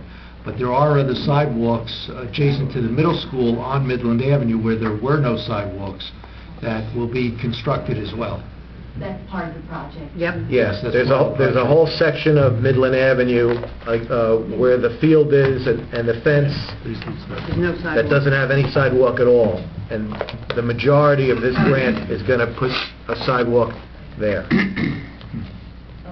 We will... Yeah, I'm sorry. I'm at 188 Woodland, Maureen Albach. I guess my confusion was this lengthy letter was a little bit hard to understand. And you said like money is going towards repairing the sidewalk, or I mean, you're talking generally this whole project. We just had our sidewalk in front of our house done last year, so I'm not sure what that has to do with. What I'd like to do is arrange a meeting with you and the other homeowner and the borough engineer, who can bring out the plans and explain to you exactly the work that will be done. If you have any questions or concerns, then we can raise them before the project gets underway. This is not out to bid yet, so we don't have a contractor in mind at this point. Yeah, the best thing to do is for you to sit down with our engineer, Mr. Costa, who has the plan, could look at your particular property and describe to you exactly what, if any, work is going to be done in the front of your property. Okay, and one last thing, it seems so minor, but, you know, this number of $500, for example, but if the engineer has not seen the situation, how come this number has been established already? Like, is it... He has. He has looked it over? Yes. Okay. Okay, I just would want to understand exactly how the numbers are arrived. If on the recess, if you could leave your number with the borough clerk, I would appreciate it, so we could get in touch with you, or we'll send you another letter and try and arrange a You can call convenient date me. and time. We've had a lot of letters coming. Okay. Thank you. All right? Anybody else on this particular ordinance? Can I have a motion to close the So hearing moved. to the public? So moved. Second. All in favor? Aye. Can I have a motion on final adoption? So moved. Second. Roll call, please. Councilwoman Yes. Murphy? Councilman Capoli? Yes. Councilwoman Dees? Yes. Councilman Mignon? Yes. Councilman Eckley? Yes. Councilman Pasquarello? Yes. Thank you. Next is ordinance number 1823. Can you please read the title of the ordinance, Madam Clerk?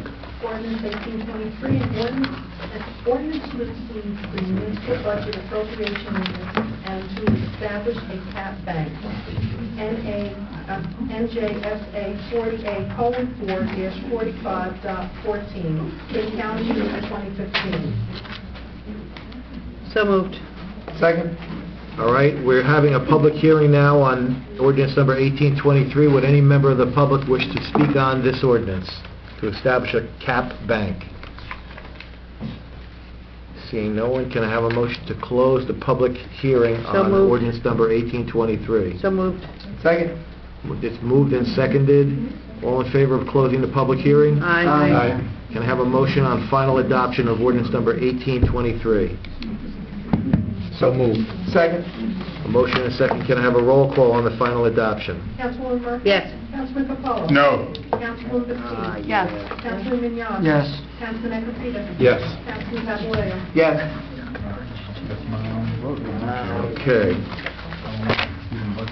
Next, we have our resolutions on a consent agenda, beginning with Resolution 15-103 and going to 15-22. Would any member of the governing body like to pull out for a question, separate vote, consideration, any resolution on the list? I see Ellen's hand up first, and I'll recognize Ed. Just a question, 15107. 15-107. The question is, I believe this arrangement had been in place.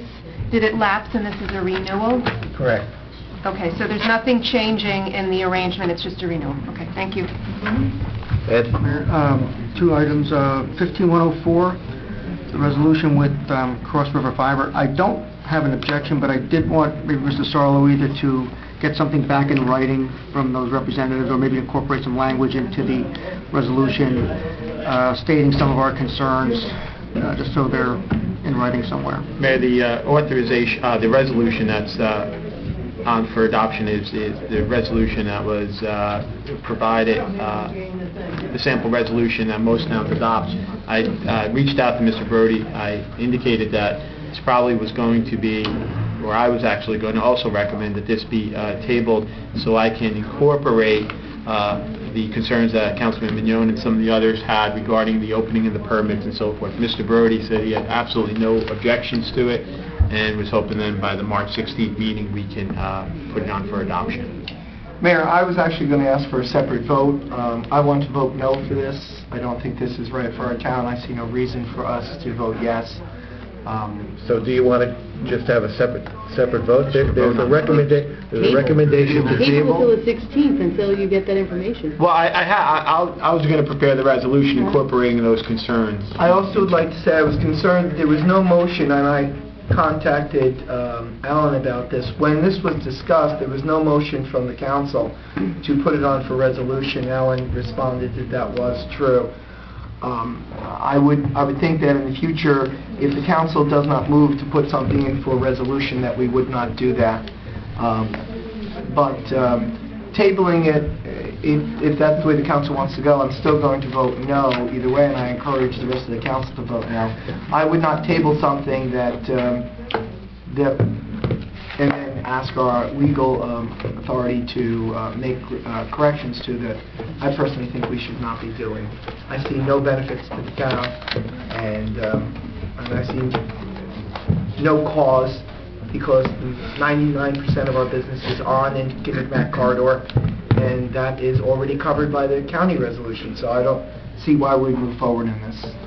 Just so the reasons set forth, the reasons I've heard, I will, it's my recommendation that it will not withstand the legal challenge. You will lose That's the why legal they challenge. included that in their packet to Reviewed a us. lot of their information and a lot of the federal, and it's you really need to have it. So you vote any which way, Yeah. but I don't know if they decide to push the envelope, which a lot of these do because they don't want to set precedent.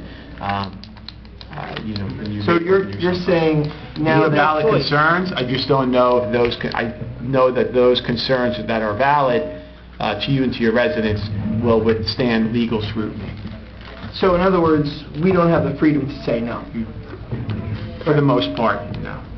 You don't have that. When they sent it, You're restricting commerce, especially if there's other utilities that are already sharing that pole. You're separating them from every other utility that's there right now.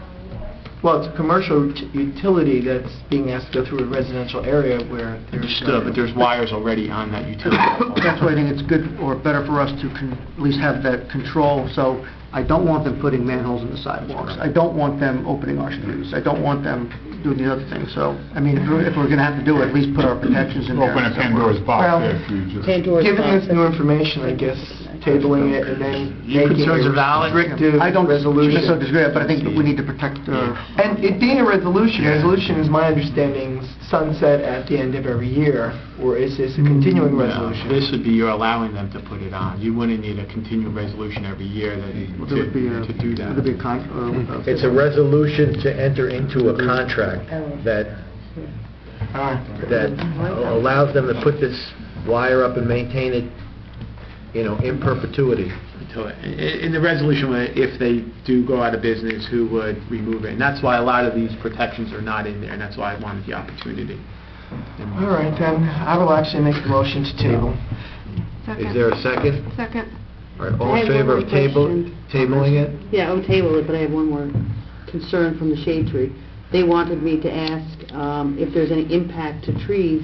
It's already that- tabled. It's already tabled. Right, If that's a concern, you can have Mr. Yeah. Sullivan. I'll be happy to. because if it impacts a tree and a tree is harmed, and then they have to be charged for the tree. The resolution will have a bond. And that take they out have a to post. permit or something, so. Mayor, one other item. Yes. We just need to take a vote, man. It's been moved and seconded. All in favor? Table it. Yes, sir. It was tabled. Yes, we're done. We're done. I'd like to just pull up for separate vote the introduction of the 2015 budget, 15-116. 15-116. Okay. Can I actually ask the question about the budget, Alan, since we're going to do that? We have clarification from Chief Caridi regarding the dollar amount for traffic, what is it, like traffic sign cone replacement? That there's no number here in what you handed out. No, This was on my... Look at page 12. Page 12, it's still at $9,500. Oh, okay, thank you. I was looking in the wrong sheet. Thank you. Okay. Anybody else want to pull out for a separate vote? All right, then let's begin with 15-116, the introduction of the budget. I'll make a motion to adopt the budget. Second. There's a motion and a second to adopt the budget. I'd like to just make a couple comments, if we could. We're open for discussion, Ed. Thank you, Mayor. I just want to say that I think this borough has made tremendous progress over the past several years in how we've been handling our budget. This year's budget of $15,027,507, it's representing an overall 2.1 increase over last year's, but if you take out grants which have offsetting direct revenues, we're at $14,976, which is under the 2% cap in total appropriations. The tax levy this year is $12,379,128. Last year our tax levy was $12,233,354. It's less than like a 1% increase. And if you actually look at the tax revenue we actually brought in, it was $12,524,000. So actually we collected more money last year than we actually need for this year's budget.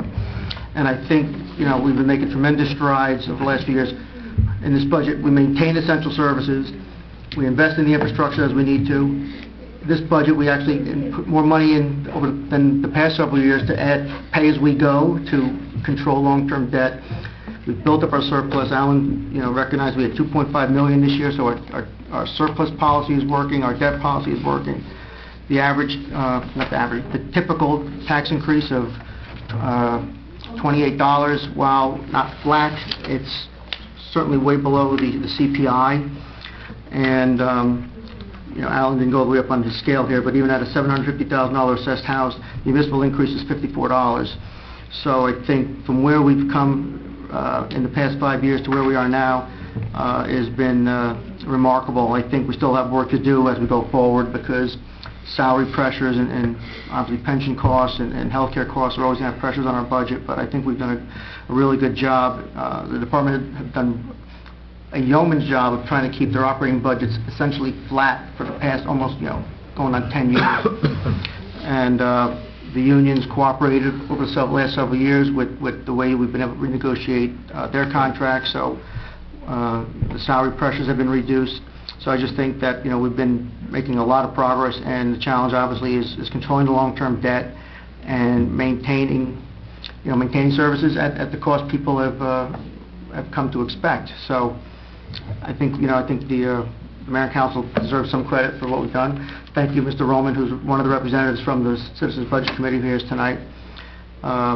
So anyway, I'm pleased, and maybe even between now and final adoption, we can bring it down a little bit. But I think we're doing a very good job in trying to get to what I call a sustainable long-term budget. Mayor, I'd just like to offer special commendation to Councilman Mignon and all of his hard work in finding and scrutinizing the budget and leading the Finance Committee.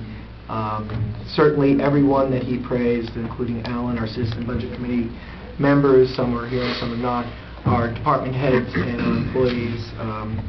But special praise for Councilman Ed Mignon and his hard work. Thank you. Okay, anybody else? Yes, me. I have to second what Councilman Papaleo just said. Perhaps I'll extend it to the Finance Committee as a whole, who has been meeting in the background, religiously meeting in the background, and certainly to the leadership role that Ed has taken once again this year. I mean, I can only speak for the past 3 years, in in basically framing a budget that could be dealt with, and a budget that's can be easily explained to the people which we serve, that we're here for. So thank you, Ed. Thank you. And to you and your committee, and to a certain extent to all of us for supporting the process, including the Citizens Committee. Thank you, Mayor. Thank you. All right, anybody else? And it was done on a bipartisan manner. So, good job to us. Anybody else? Roll call, please. Councilwoman Murphy? Yes. Councilman Capolo? Yes. Councilwoman Bastiz? Yes. Councilman Mignon? Yes. Councilman Eccleston? Yes. Councilman Papalayo? Yes. Okay, great. And we do the others, right? Yes. Now let's do, well, while we're here, maybe our finance chair can move and read and move 15-115, the payment of bills. Whereas vouchers for the payment of goods and services rendered to the Borough of River Edge have been received, whereas each bill has been checked by the receiving department, approved by the Chief Financial Officer and Borough Clerk, and reviewed by the 3 members of the Finance Committee. Now therefore be it resolved that bills as listed now be confirmed for payment from the appropriate funds as follows. Current account, $674,276.25. Capital account, $1,479.50. Open space account, $123.50. Trust other developer account, $837.50. Trust other account, $1,938.55. So moved. So moved. Second? Is that a second? Second. All in favor? Aye. All right, can I have a motion to move the remainder of the consent list? So moved. Second. All in favor? Aye. Any opposed, any abstained? I'd like a motion now to open to the public on any issue. So moved. Second. All in favor? Aye. Any member of the public like to speak on any issue? Any issue?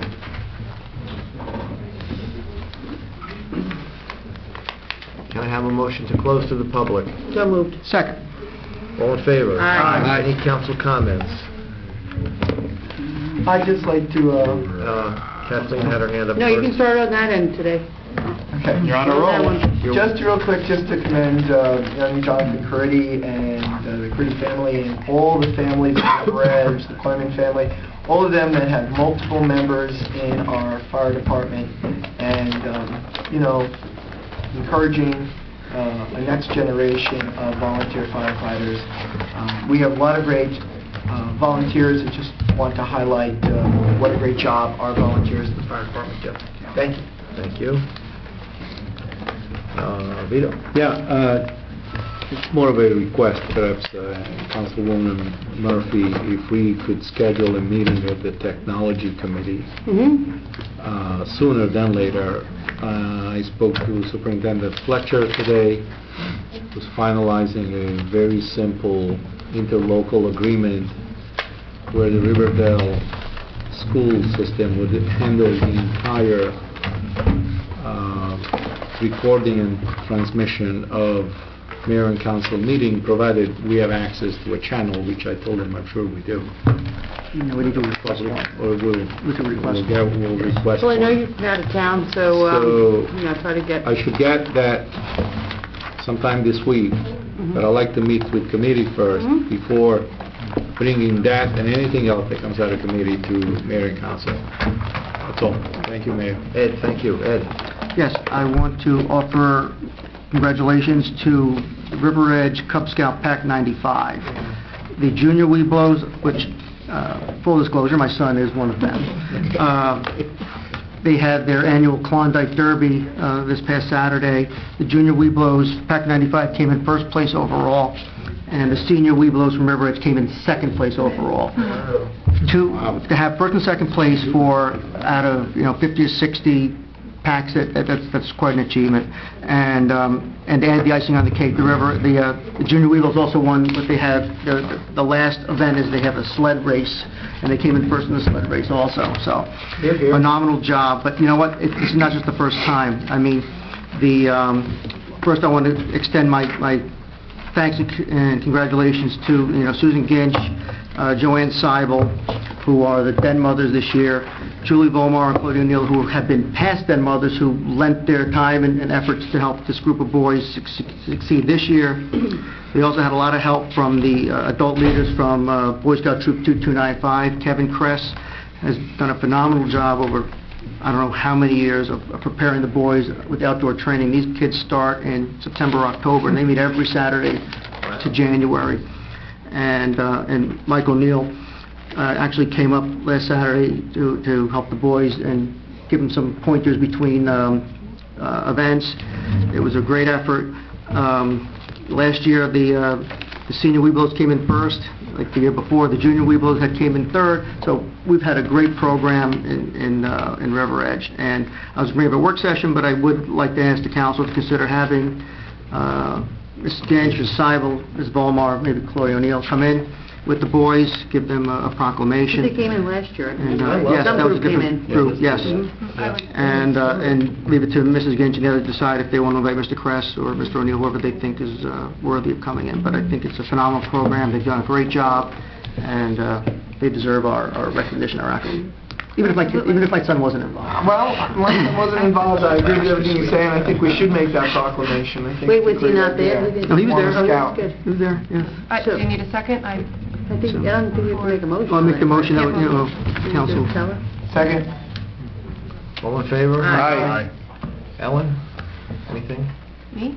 Oh, Yeah. I'm sorry. Any comments? I forgot where I was. You're stuck. I would just like to thank our Christopher Caslin and Eileen Boland for taking on these volunteer roles. I wish them luck and congratulate the Caridi family on a wonderful history in the fire service, and echo my congratulations to PAC 95 for a job well done this weekend. Thank you. Mr. Capola. Thank you, Mayor. Also, congratulations to PAC 95, the Caridi family, Fire Department. Look at my notes, Councilwoman Murphy. Special thank you to Ed and for all his extra hard work, and also Alan, Citizen Budget, Mr. Rome, back there, row 4. Thank you. And to the whole mayor and council, it's not easy, so, many early mornings, so thank you to all of us. And that is it, Mayor, thank you. And finally, Kathleen. The first thing I'd like to do is commend our DPW for all the plowing and shoveling and salting that they've had to do for all these storms.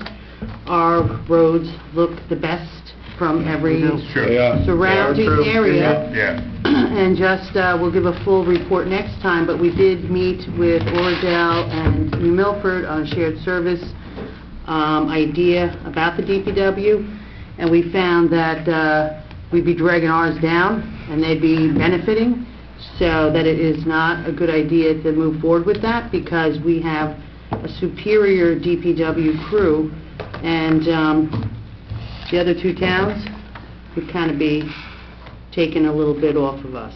So I'd like to just say great job, and I hope that the weather does not go bad again tomorrow as expected, but hopefully we have enough salt. I don't know if that's something that we have to... We're actually, we're still having issues getting the salt, and I said I'll bring up workshop, I'll bring it up now, because John had asked me that maybe we should, as a governing body, think about either writing a letter to the county or something about the way they procure these salt bids, and maybe making the language stricter about in terms of the logistics and getting us the deliveries when we're supposed to get deliveries.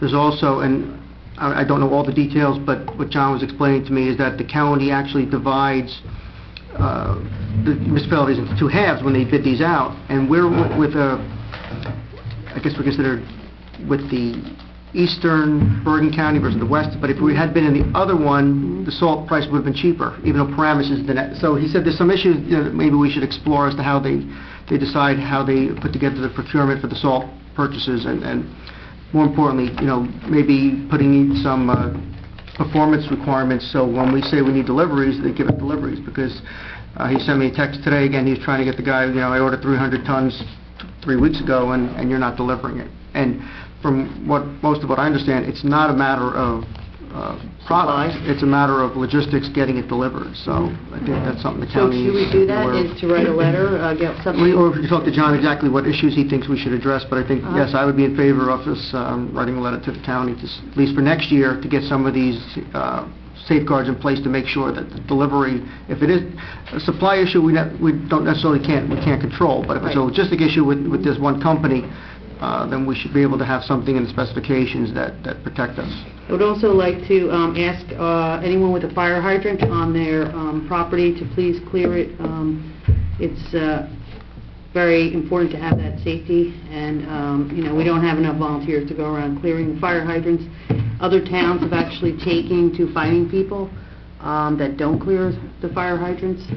So if that would be something, please do. Actually, I've already reached out to Alan to reach out to our code enforcement officer to start giving notices and, if necessary, fining, because it is an ordinance and it should be done. And I've also reached out to OEM that they should be sending out nixles reminding the residents, nixle about that, I don't believe went out in the last storm, but I did ask our OEM coordinator to make sure that he started including those so that our residents who may not be aware of it are aware that they have an obligation under ordinance to do that. Because, the firemen go out and there's only so many volunteers, and so anybody that has a fire hydrant, please just do it. I'm glad that you've done that. Welcome Habit Burger. I hope everyone has had a chance to try their delicious, juicy hamburgers. Good pricing and very nice interior design and good customer service. March 8th at the library, the Bantry Boys will be showing up and playing traditional Irish music 1 to 2, and soda bread will be provided. Everyone come. That's it. Okay. Congratulations to Cub Scout Pack 95. Congratulations to the Arrow of Light recipients for the Cub Scouts that are moving on to Boy Scouts. Congratulations to Jonathan Caridi for being a member of a multi-generational volunteer fire service and volunteer to the great borough of River Edge. Good work from our DPW during the last 24 hours. Good work to our OEM coordinator for sending out nixles. I'd like to request that after it snows, if we could have a bulletin on the electronic bulletin board to remind our residents that sidewalks have to be cleaned within 24 hours of the end of the storm. So that will cut down and hopefully help enforce the existing ordinances that we have on the books. We won't have to send people summonses and fines and things like that if they're not aware that we have such an ordinance. And that's it for me.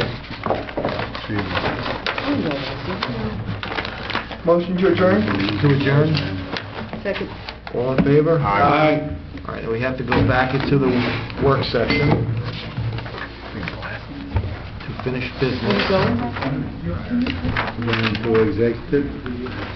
We're substitute, I don't know if we need to do work session. Not really approved it. I have a question. Gloss over, yeah. I don't think we moved the approval of the banner request for... No.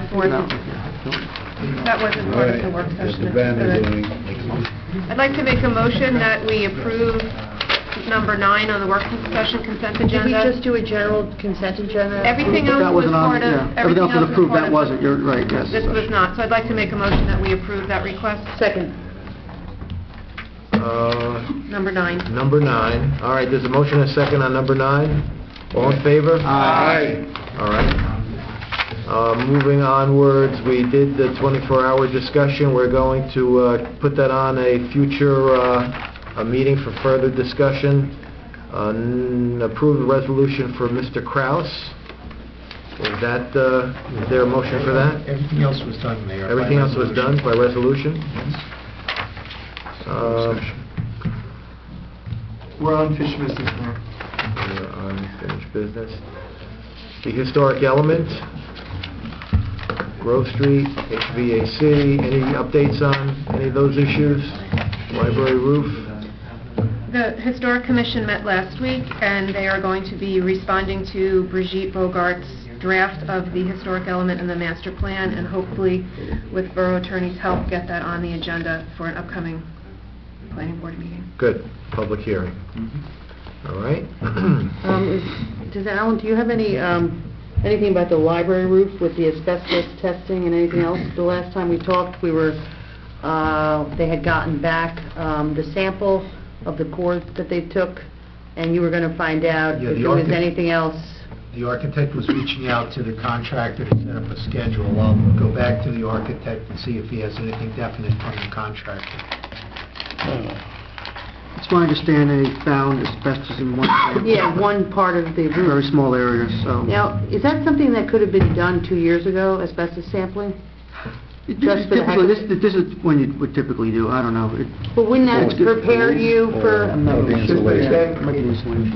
Because now if we need more money, One spot. there's not enough money there probably. No, we said we're probably going to get a credit, because it's less than what was Than what we budgeted for. expected. Yeah. So we're going to get a return, yeah.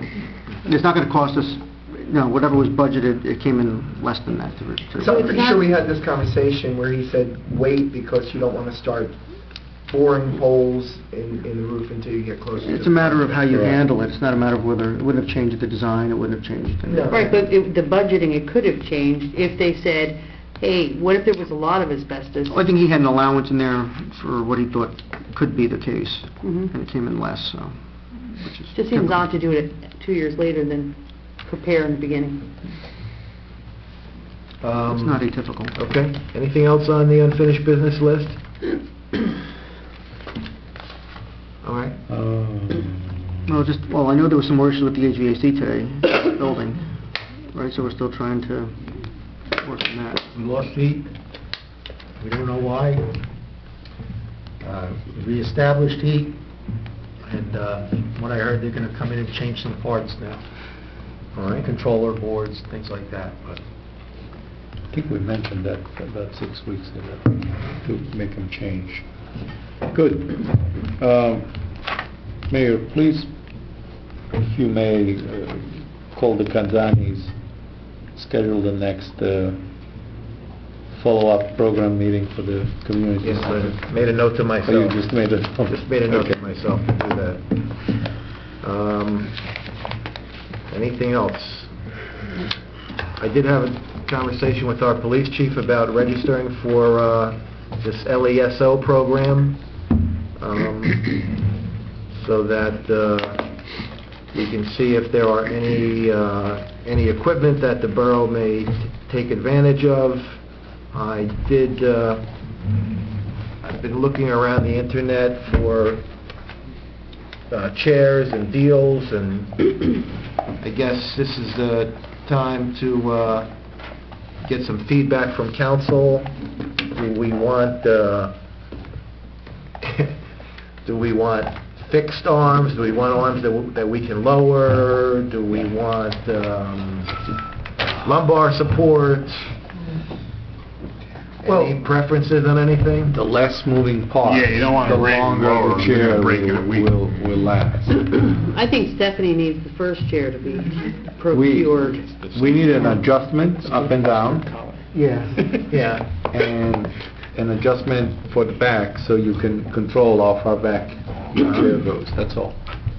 And make sure that it has 5 casters, not 4, 5 casters? so nobody tips over. Okay. He knows. Is there a preference on color or material? Yeah, or- mustard yellow is really... Not yellow.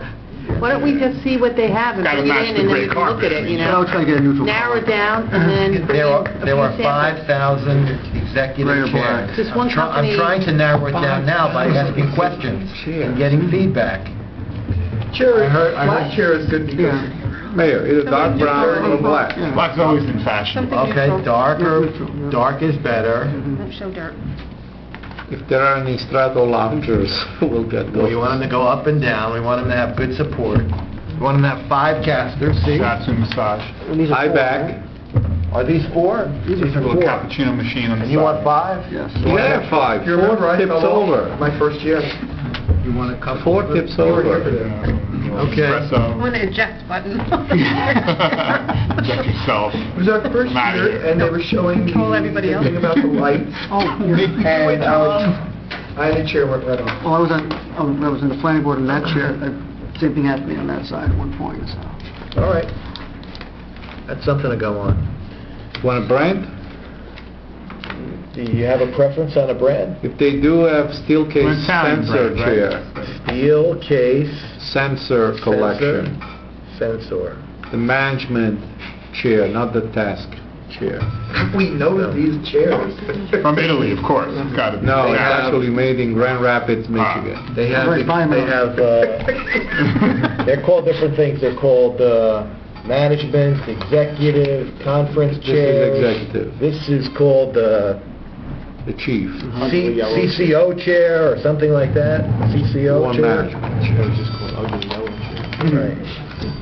Squeaky chair. We do have to get to, My mayor, you Sergeant. Come on. need to run a recognition first. Oh, I'm not spending any money. I'm only trying to narrow it down. The money will fall off. I don't know if you shake, it's like tumble fiddle, you shake. We put the money in the budget last, when you were We here. did, but we never... All right, we open to the public, we close to the public. Anything on new business? Any new business? No? All right, can we adjourn the work session and go into closed session? So moved. Yes, we All in can. favor? Aye. Okay, Aye. let's go into closed session. Well, have a good one. And, all right. You leave it? Oh, yeah. Oh, yeah. Okay, thank you. 8 o'clock. Yep. Maybe 5 The after. Ferrero Rocher, Oh, I got a whole thing. I took 3 already, so give me another one, we'll make it even 4. So this is your dinner. You're eating like a champ. This is my dinner. A little Anybody Ferrero Ferrero Rocher? No? Just Vito? Mayor? Come on. I don't want to throw them, you know. It's only I tried that last 50 week. calories but, Council? No? No, good, thank you. Someone didn't catch it very well? I know Tom last week, I'm not a, I'm not a quarterback. Oh, yeah.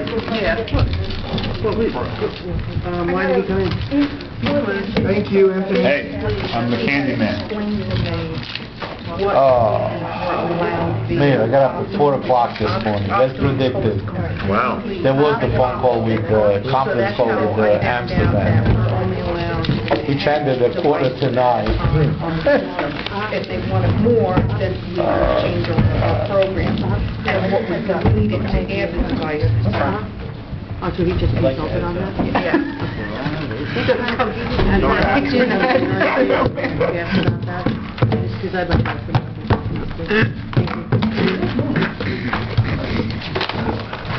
That's right. Do we have ballots?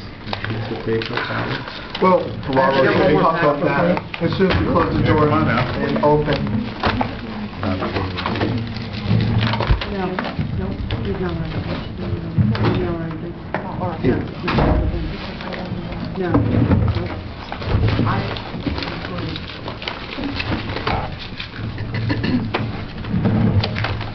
Ferrero Rocher. Mayor, if I could be recognized as soon as we open and close. I'd be recognized as soon as we open the closed meeting. All right, can we have a roll call on our closed session membership?